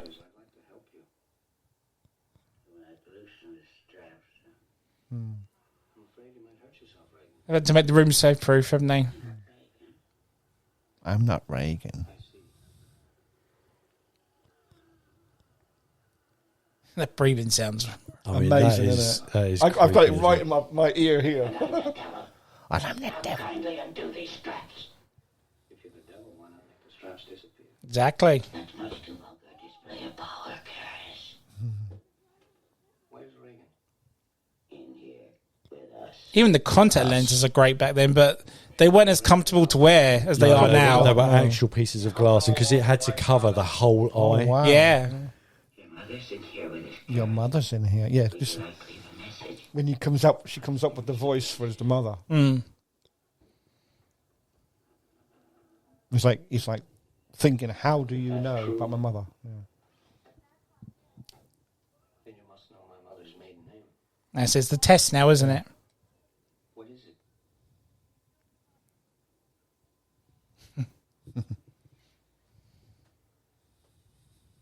So at this stage, does he believe? Yeah. The famous peas. Was it pea Pea soup? soup, yeah. Was it really? Particular type of pea soup as well. So apparently his disgusted reaction there was real. Yeah, I don't know 'cause whether it was- you fellas know this, but it was meant to be aimed at his chest. Yeah. Now, whether by design Yeah. or whether or not by accident, but the tube hit his face. So yeah, Apparently it came loose from the pressure of it being pumped through it. But then that's good to get a better reaction out of it, isn't it? It's not as acted as what. well, allegedly he Yeah. walked away really like frustrated and annoyed. But apparently, Friedkin had a habit of, walking up to people on set without them knowing and slapping them in the face or punching them in the back. Just do it. Several times, apparently, he's got a gun with a blank in it and walked into the room and gone bang, and it's that shocked look. Yeah, Friedkin's one of those It's for real, directors that doesn't take any and- shit. Yeah. Well, it Or like was, should I say. Kubrick. I mean, Kubrick was the same. He Yeah, would he go done to similar things. insane lengths to get reactions or certain performances out of actors. It's like we were saying about Jaws, that lady, she knew she was strapped into a machine under the water, but she didn't know when it was going to come on and what direction it was. So all, her reaction. And her reaction's genuine. So, yeah. Or the chest burster scene in Alien. That's classic, that is, yeah. They weren't told a thing And let's say, about look, there's no experts now. Mm. Look, your daughter doesn't say she's a demon. She says she's the devil himself. Yeah. Now, if you've seen as It's many crazy. times It's as just... I have, you realize that's the same thing as saying you're Napoleon Bonaparte. Yeah. It means nothing. You asked me what I think is best for you. He's like, 6 months in a mental hospital. On your observation in the best hospital you can find. That's what I'm saying. He's like, I don't want to deal with this. Put her in a hospital. No, nobody wants to deal with No. it. So I don't want to be puked on again. But this is the thing, see, in the book, they're able to explain so many things that she's been able to do. Like books, and she knows about countries and certain things, and it's like, well, she'll have found a book. She found a book in the room at one point all about demons and possession. And so the attitude is, but she could have read the book. Yeah. And you're like, She could have learned from it or exactly. something, So yeah. a lot of that happens. So it takes her so long. Oh, no, because he questions her. Yeah. Did Reagan know a priest was coming over? No. Did you know my mother died recently? No. Did Reagan aware? Yeah. So there you go. It's another... Now he's- how would she know then? How is Yeah. it possible? So now he's got that going on in his mind now. And I think that's the little drive that makes him come back as well. Yeah. Because he comes back, of course. Yeah. Even Other though he things says, like, I happen. can't even help her. But I need See, to try and... this is the thing. He has his own demons he's dealing with. Like you said, like the brother puts the mother away and then the mother dies. He blames himself, blah, blah, blah. So now And how is there a shadow when she's meant to be tied to the bed? Yeah, exactly. And the priest or the cop follows him. And I like how this shot here is like him just doing normal mass, cut straight back to Reagan. There's no like, let's walk to the house, let's walk to the room. No. It's just there. Which is no other time we've done that. We've always gone to the house, walked up to the room. And it just pops out of nowhere and does your favourite line. Yeah.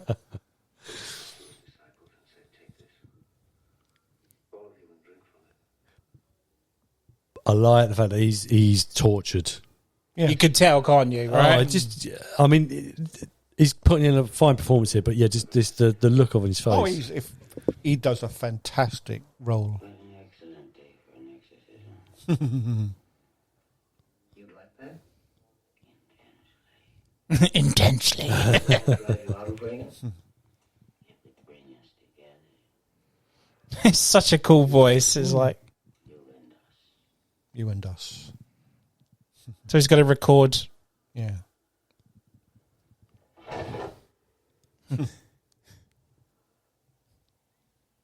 Did you do that?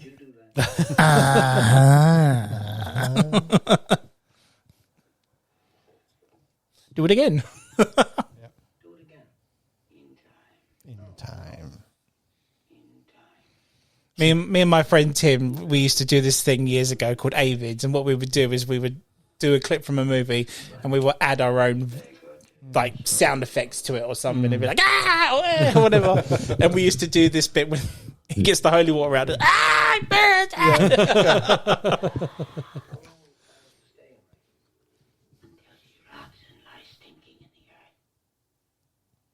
mean, I wonder how long she had to be in makeup for as well. Like for a child, being sitting there for 3 hours, no phone, no nothing, you'd be... Like you say, those contact lenses are amazing. Burns. That's what we'd be like.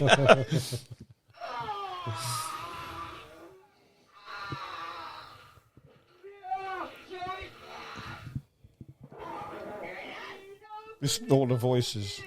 And he can't recognise what mother. she's saying, so...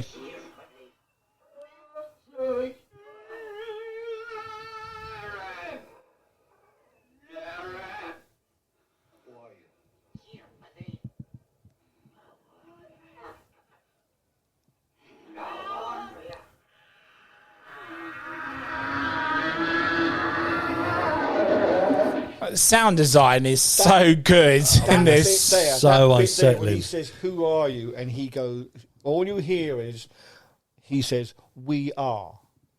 Right. Well, William Peter Blatty is writing not a sequel, but a follow-up book to this, Right. And it's called Legion, and that is a line that is used in a lot of these films. We are Legion. It's used in Constantine as well. If you remember Constantine. Oh yeah, okay, yeah. It's used in that. Yeah. And again, it's to do with demons and stuff. And like, who are you? So has he made the book? We are Legion. It's coming out soon. It's on pre-order. Oh, so it's not like out. No. It's out, yeah. So I'm going to get that. Only 50 years later, he's still alive. Bloody hell. Writing books as well. Let's just hope it's not 50 years for the next Game of Thrones book. Oh my God, yeah. Otherwise, they'll never get the real ending. Well, I don't know if they ever will, because it doesn't seem. I mean, surely he'd have written at least another one of them by now. Don't know though. I suppose. Yeah, take a scotch off to go through that. Fucking right. Yeah, Scotch or 3. Oh, 3, yeah. Straight up. Did you hear his mother's voice in Amongst the Voices? Yes, yeah. That's what made him sit up and go over and listen to the voices, because he heard the mother's voice. And he put the microphone up close to her as well, didn't he?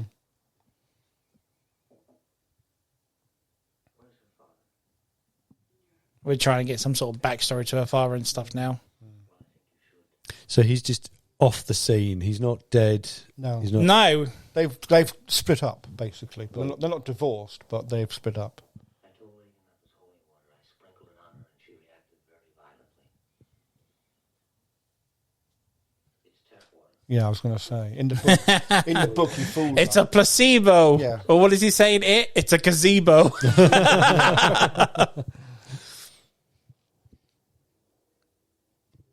Why do you think she freaked out then?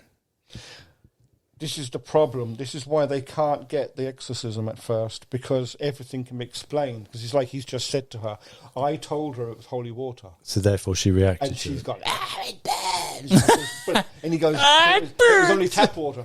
If she was a real demon, she'd have known that. Yeah. So when he goes back and asks for the exorcism, they keep saying to him, "But all of this can be explained." So this is the recording now. yeah, he knows this guy who's able to separate all the voices and stuff. Yeah, but could it be that the water was it was thrown at her by a man of God, and the belief of the man of God is the more powerful thing yeah. than the actual blessing of the water itself? Oh, so she was talking backwards. Yeah. I am no one.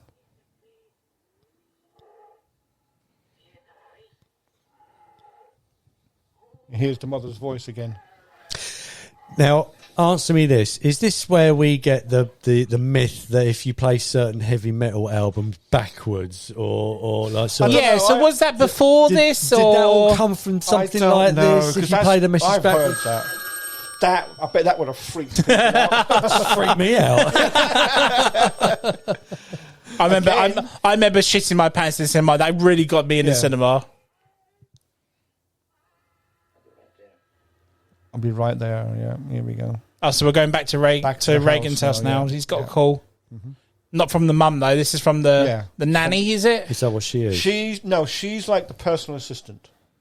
Right. Okay. Okay. So she helps write her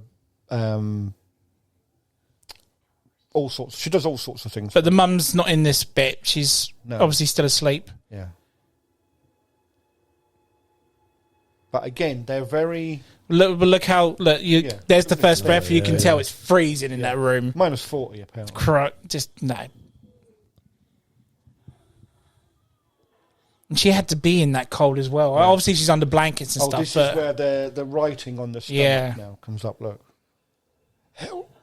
there's no way she'd be So asleep.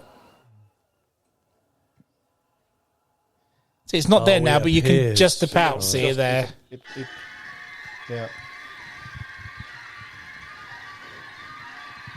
And then we see his reaction, and it goes back. So that says "help me." There we go. You see it clearer now. More pronounced now. Now is that Reagan crying out for Yeah. help? Allegedly. Allegedly. But But now he has to explain how do you. Yes, but again, that gets explained because they say, yeah, but if you took your fingernail and run it down your leg, you're going to leave a mark. But she's tied up. Yeah, but she's tied up. I know, but the higher ups in the the. This is where he's got to be like, right, yeah, this girl's fucked. We need to sort something out. Basically. But I've got to a point where I'm starting to believe that she's actually possessed now. But the bishops don't believe him. It needs to be higher up, and that's where we get Max von... Yeah. What's his name? Max von Sydow. Sidar. That's it. Okay. An exorcism. And that's interesting because you've set up the scene at the very beginning with that character, and now he's not appeared. So I suppose audiences were potentially questioning at the time, well, if he's that famous actor is at the beginning of this film, where the hell is he in the Yeah, and he's on the poster as well. Yeah. Max von Sydow. But for me as an audience... I've been truly invested in this. I've actually forgotten about that character completely. Yes, and it's like I said to you about that statue that he looks at, and it being the statue of Pazuzu. Like you say, that's been glossed over now. This is the film. He comes into it now, and this is where the demon starts to talk to him. Yeah. And starts mentioning like things like, "Did you have fun on that dig in Iraq?" and stuff. And he's like, and then your brain goes, oh shit, hang on, this is the guy from the beginning of the film, so this is where it ties in. But they are very like, this can't be real kind of thing. And the thing is, he looks a little bit more older later on. I know he was old at the start of the film, where we can see him with his taking his tablets and he's got like the shakes sort of thing. But when we actually get to see the actor here, he looks a lot more older than we saw him at the start of the movie. I think it's because it's heavy makeup, isn't it? Yeah, most possibly, yeah. And as I understand it, the joke was that because he was only 44 at the time and he was made to look like a 60, 70-year-old man, whatever he was meant to be, is that... so is that him there? I think that's him there, isn't it? Yeah. So he's got the Father letter. Merrin, That a lot more makeup work went into making him look older than it did into making Reagan look like a demon. Now, this part here, I shat myself when I saw this shot in the cinema. I was like, how creepy is that? And here comes the famous shot, which is the famous movie poster at the same time. This became the poster, didn't it? It's like... But in itself, and I would never have known this... the way the light comes down is fantastic. That bluish tint. Sorry, Howard. No, I was just going to say that the image was inspired by René Magritte's Empire of Light painting, so a famous French painter. Yeah, and the demon knows that he's here. That's the scary bit. Father Merrin. Father Merrin.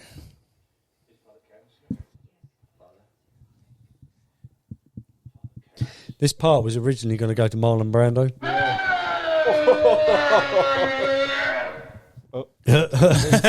She's pissed. It was actually given to Marlon Brando, but it was decided that it was. I can't stand Marlon Brando. No, I honestly can't stand. He's so up his own arse as an actor. Paul Newman. Oh, Paul Newman as well. I could see him. I could see him do Paul that. Newman would have worked, but the reason they didn't give it to Brando in the end is because it would have just become a Marlon Brando film. Yeah. Yes, famous for being a Marlon Brando film. He'd have taken over, wouldn't he? Yeah, well, as he always did. To have this my way. As he always did. Paul Newman though, that would have worked. I think so. I'd like him as an actor. But yeah, I definitely could see him. Was he that old then as well? Or was he quite young at the time Paul as well? Newman then would have been in his... He would have been about the same age. Same age as Max, yeah. In his 40s, yeah.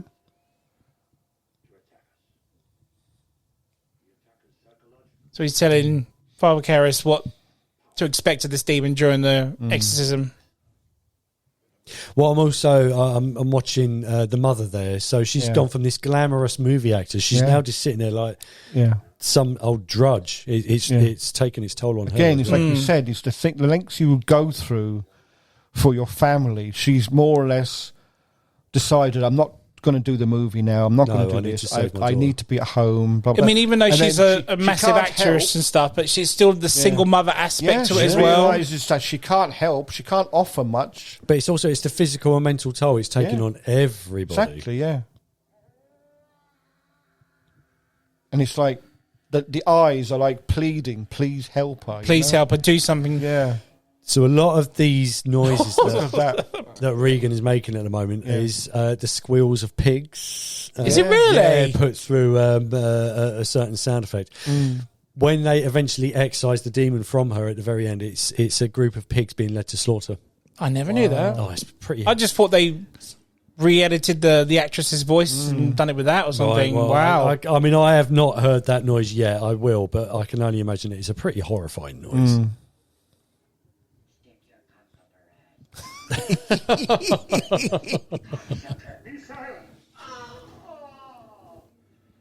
Notice how the picture's gone down. It doesn't look 4K now. No. I said to John before the episode started that the downgrade of this scene, it just doesn't look like to the 4K standard. For it though? I don't know. Because I watched the director's cut when I saw it recently. Yeah, it does look very different. Yeah. It just doesn't have that high quality standard now. I'm wondering if it's because the room is so cold, they can only, you can only do so much with the print. Oh, I don't know. I mean, just... Yeah, I mean, it just doesn't look right. The atmosphere, the temperature affects the quality of the film. Probably.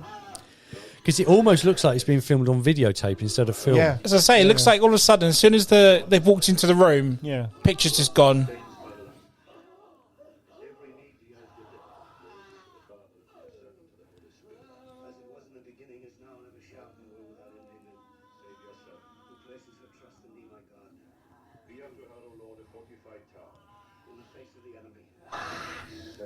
I mean, it does look bloody cold there, I've got to say. I mean, to act in that temperature as well. that big line, your mother sucks cocks in hell, Karis. To the bed. Which again has been parodied in so many comedy films and stuff. To the bed's lifting, look.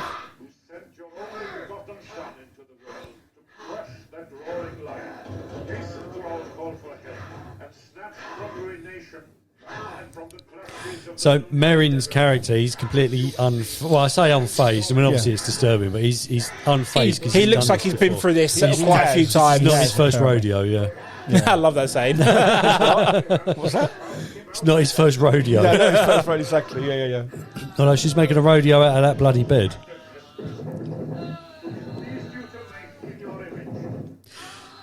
I said to you before about the TV series of this, The Exorcist. I think no, we hadn't mentioned that. I was going to actually bring it up. And I think it ran for only 2 seasons, but which you can watch on Amazon Prime, by the way, folks.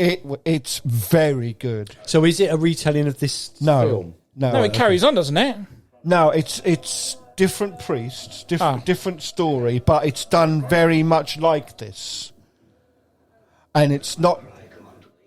You need to kind of see it. Imagine this film, but about 10 hours long. Right. It's kind of dragged. Parts of it are dragged out, but there's other things that go on as well. Sounds like we see the shot again, John. Yeah. Sounds very much like Lord of the Rings, John. There's the second bit. Oh, that is creepy. Yeah. Then we get the tongue. Yeah. So basically, each time we see that white face, it's the true demon showing his face. Yeah. Allegedly, yeah. And it's her with the white makeup on. And we switch to a dummy head now because it's gonna. Yeah. When you see the camera turn, there we go. Watch. The famous pea soup again. Yeah. Oh yeah.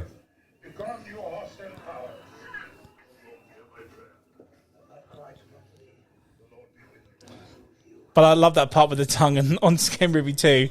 And she's with James Woods. Yeah. James Woods just, he gets turned on by it and he's like, ooh, I don't know. Look at the moisture coming out of that. It's just... So apparently that soup is Anderson's pea soup. Yeah. Anderson's peas. Yeah. Does it still go today? They tried it with Campbell's and apparently it wouldn't work. So it had. That's why I was saying there had to be a particular... The consistency, yeah. I don't think we get Andersons in this country. No, I don't. I've never heard of it until this. So she's kind of mocking him now as to say that was a waste of time. So in his head, does he know he's got to bring out the big guns? Yeah. Possibly, yep. I wonder.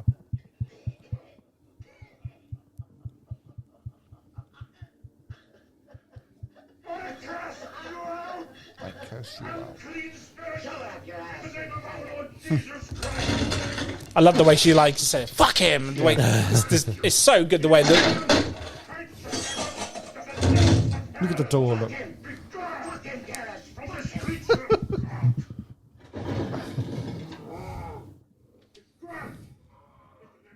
I mean, this is quite an intense scene, isn't it? I love this shot where she comes up and goes straight to the camera. Yeah. It's chilling.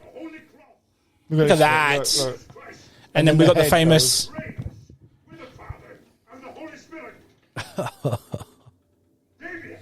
Just here, look. Which she would be dead. Oh, yeah, she would be, yeah. Did you see their face? Yeah, it's like two images, one across transposed the other. it, and it was just coming through.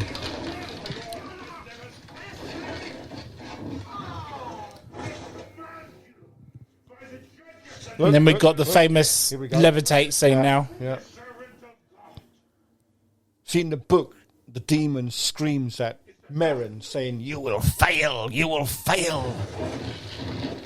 I can see so many like nuns in the screen who go, "Oh, it's just levitating, oh!" Pass out. The famous line, "The power of Christ compels you." Yeah. Now, is that the demon doing that, or is that the water doing that? The holy water. I believe, anyway.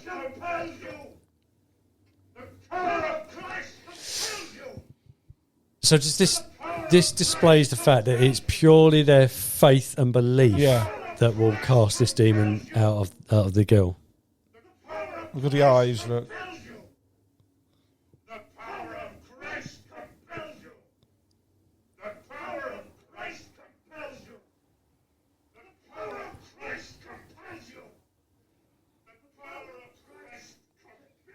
And you have to like tie her back up quickly as well.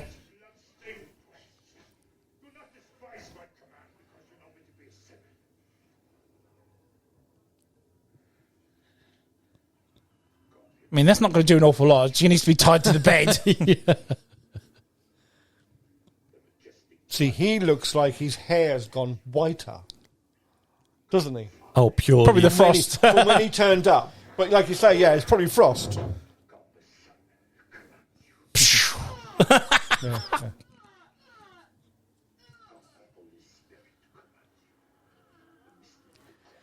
So I'm making an assumption there's a particular scene coming up now, isn't there?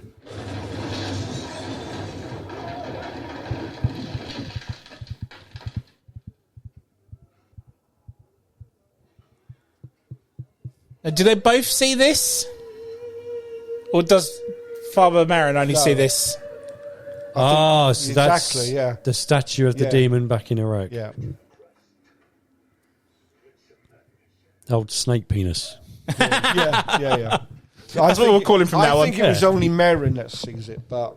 Yeah. Well, they both look up at that bit. True. So maybe they both... But only he gets the reference, obviously. Because sure, of course. It would make more sense if only Father Merrin sees it. Yeah. So maybe that's the reason that he looks older here as opposed to the earlier scene, is because maybe that was some years before.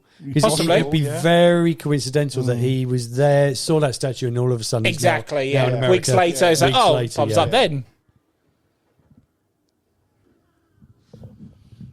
But, you know, my hat's off to these actors doing in that temperature. No gloves, no scarf, no nothing. I mean, it must have been pretty uncomfortable. I mean, your health is going to take into factor with different temperatures every on and off camera, aren't you? If you're going into warmth straight after that kind of 40, minus 40 degrees and all that sort of stuff. But I think, like you said, Friedkin was the type of director that wanted to get that 100% performance. Oh, yeah, absolutely. So we got to a point where they've got her down, calmed her down. They're going to take a break, I assume. Well, I can only assume, the demon hasn't quite been excised, has it? That's just Captain Howdy's still there at the moment. Or penis, snake penis is still in her. Snake penis, yeah.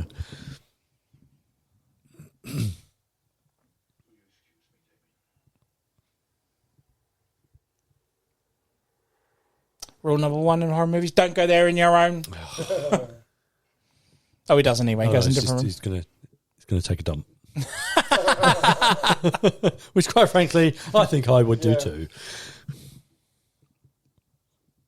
Do you think he's shocked at the fact that how it hasn't gone the way he thought it would have? Well, yeah, and because it was quite visceral as well, wasn't it? The whole thing.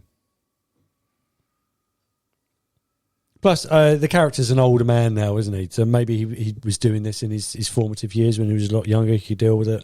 So we've got the medication he's taking again that he took at the beginning of the movie, which we don't really know what it's for. Again, you're just assuming it's speed or something. Oh. So is he seeing his mother? Or There we go. So is that the demon showing itself as his mother? That's why he keeps hearing his mum. But now she does the voice now, doesn't she? Demi, why did you do this to me? Which is what she said to him when he went to see her in the hospital. Like an almighty guilt trip thrown back in your face. I can't find how long before this Father Merrin was at the dig site. But what I have found is that, see. But you can hear in the background like the Voices, the asylum of yeah. Laughter and all that sort of stuff. But in all fairness, like you said, I know you couldn't find it, the time difference, but there are parts where weeks had gone by in the split of a take and whatnot. So, but apparently the dig site, they are looking for pre-Christian artifacts or proof of pre-Christian things, right? And that's the relevance. Then he finds that medal. Remember, he holds up that medal, and the medal is of Saint Joseph. And it's like, well, if this is a Christian medal, what the hell is it doing in this dig site? Yeah, what's he doing there? And allegedly, that him on that dig site is what leads him to become an exorcist. So Merrin's saying that he can't be involved anymore now because the guilt trip of mum has got to him. Yeah. So he can't be involved in the Exorcist anymore now. I can't listen to my mother speaking to me, sort of thing.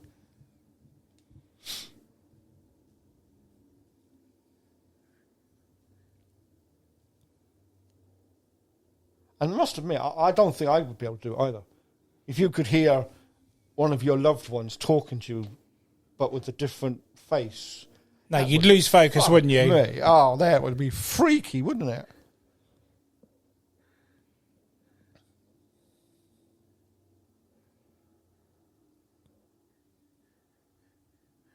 But now the demon's got him to himself. So was that the plan? That's what I was thinking. He's done that on purpose because now he can focus his attention to him now. Snake penis is a smart motherfucker. Snake penis is a smart bastard.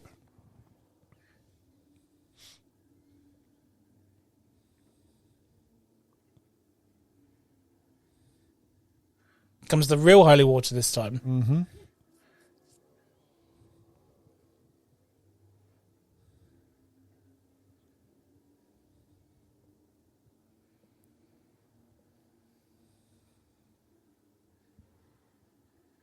So there's little or no sound in this scene, but it's kind of speaking volumes, isn't it? Oh, definitely. It's just that eerie air in the background, isn't it? Yeah, but it's having gone through all the wind, already, if you will. You're on tenterhooks now. You're waiting for the next scare because you know it's coming. You just don't know when.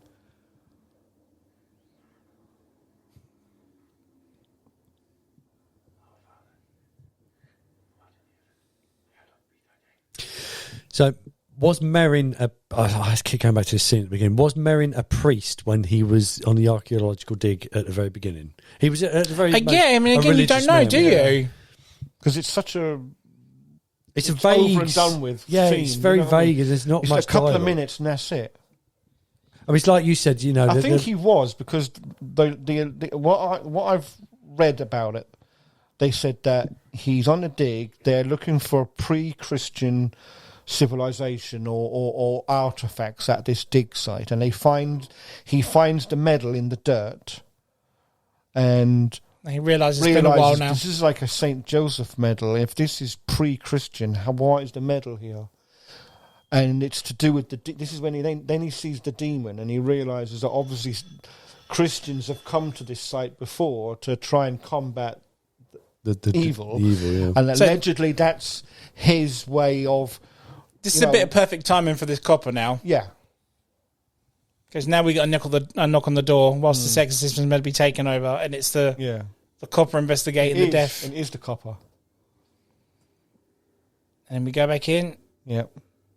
You see, in the book... Oh, yeah, he's dead. But we never know how. No. And it's the same in the book.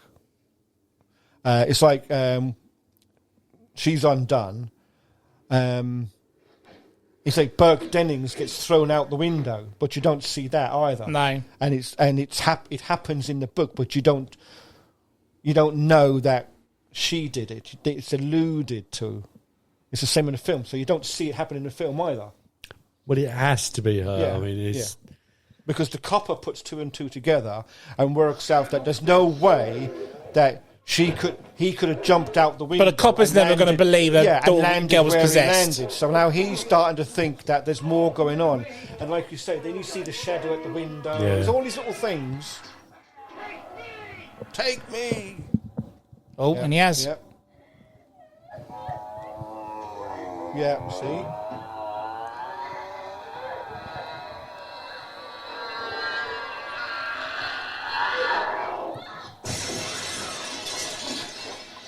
And he falls down the steps. Wow. Yeah. That's a hell of a jump. Yeah. Mother. All 97 of them. Oh, no.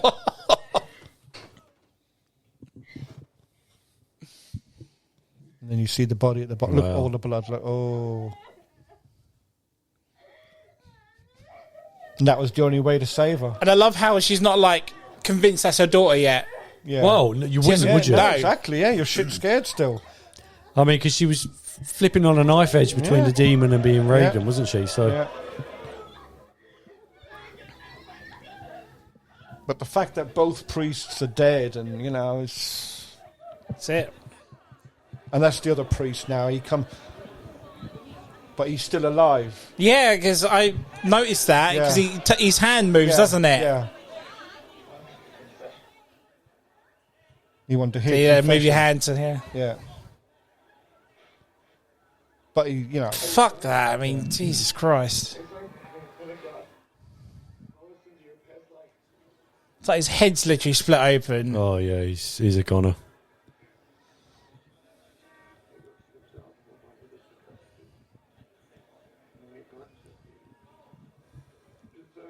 And then I notice how resolves them all his sins now. So yeah.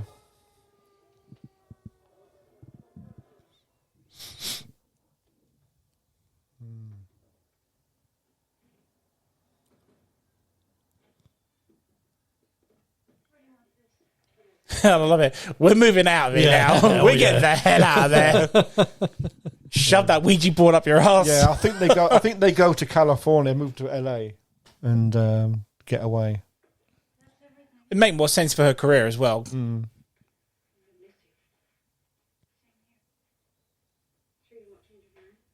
Does Linda Blair come back in Believer? No. She's not in it at all? I don't think so, but... Not a cameo or something? Or? In the TV series of The Exorcist, I think it's the mother. Because the mother's in the movie, Believer, the mother isn't she? comes... Yeah, I think she comes to the home. Oh, there's the medal, look. That was found in the... Isn't that Father Karras? He gave it to him, didn't he? No, Father Merrin. Oh, okay. That's the medal he found in the desert. The desert at the beginning, is it? Yeah. And is it a specific saint? St. Joseph, I think. St. Joseph. But she is the grandmother. So Reagan has grown up and has a kid, and that's where the possession goes into the right. And so she comes, and it's in quite the TV series you're talking about. I think it's. I think, but it's not. I don't think it's her playing. I think, if I remember rightly, it's. I think it's. Is it Sharon Gless or something like that? No. I think Sharon Gless is playing Reagan, and she actually comes back as the mother. So it is the granddaughter, shall we say, that gets possessed. Thank you, But it's Swiss. it is very good, yeah. Yeah, maybe you're talking about the TV series so much, and like I said, I was going to watch it, but then only the 2-season part put me off of it. I love how the mum's like, she says she doesn't remember anything, but as soon as she sees the priest thing, she hugs him like, thank you for saving me. She knows a priest helped her. Yeah. She doesn't remember who.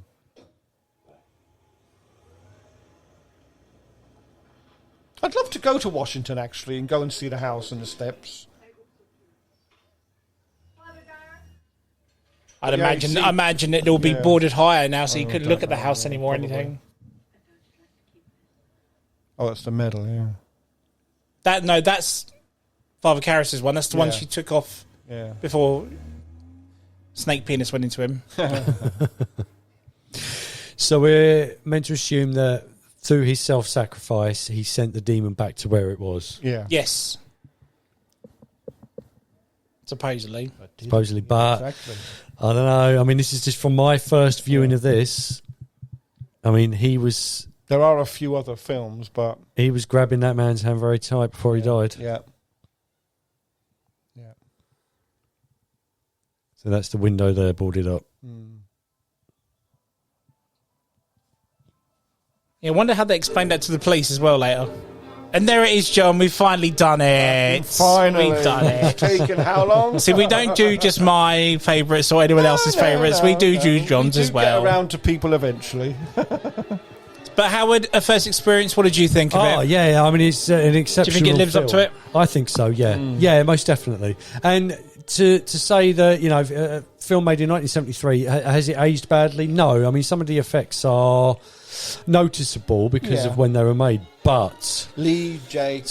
Cobb, very famous in westerns. I knew him, but I couldn't that's where you remember know his him name, from. No, definitely stands up to the test of time. It's unnerving. Yes, it's an unnerving film, and I think the thing that got me the most was the little flashes of the white-faced demon as it came through. That is the most scary. I think in the director's cut they had more in there, didn't they? Added to a few more scenes, but yeah.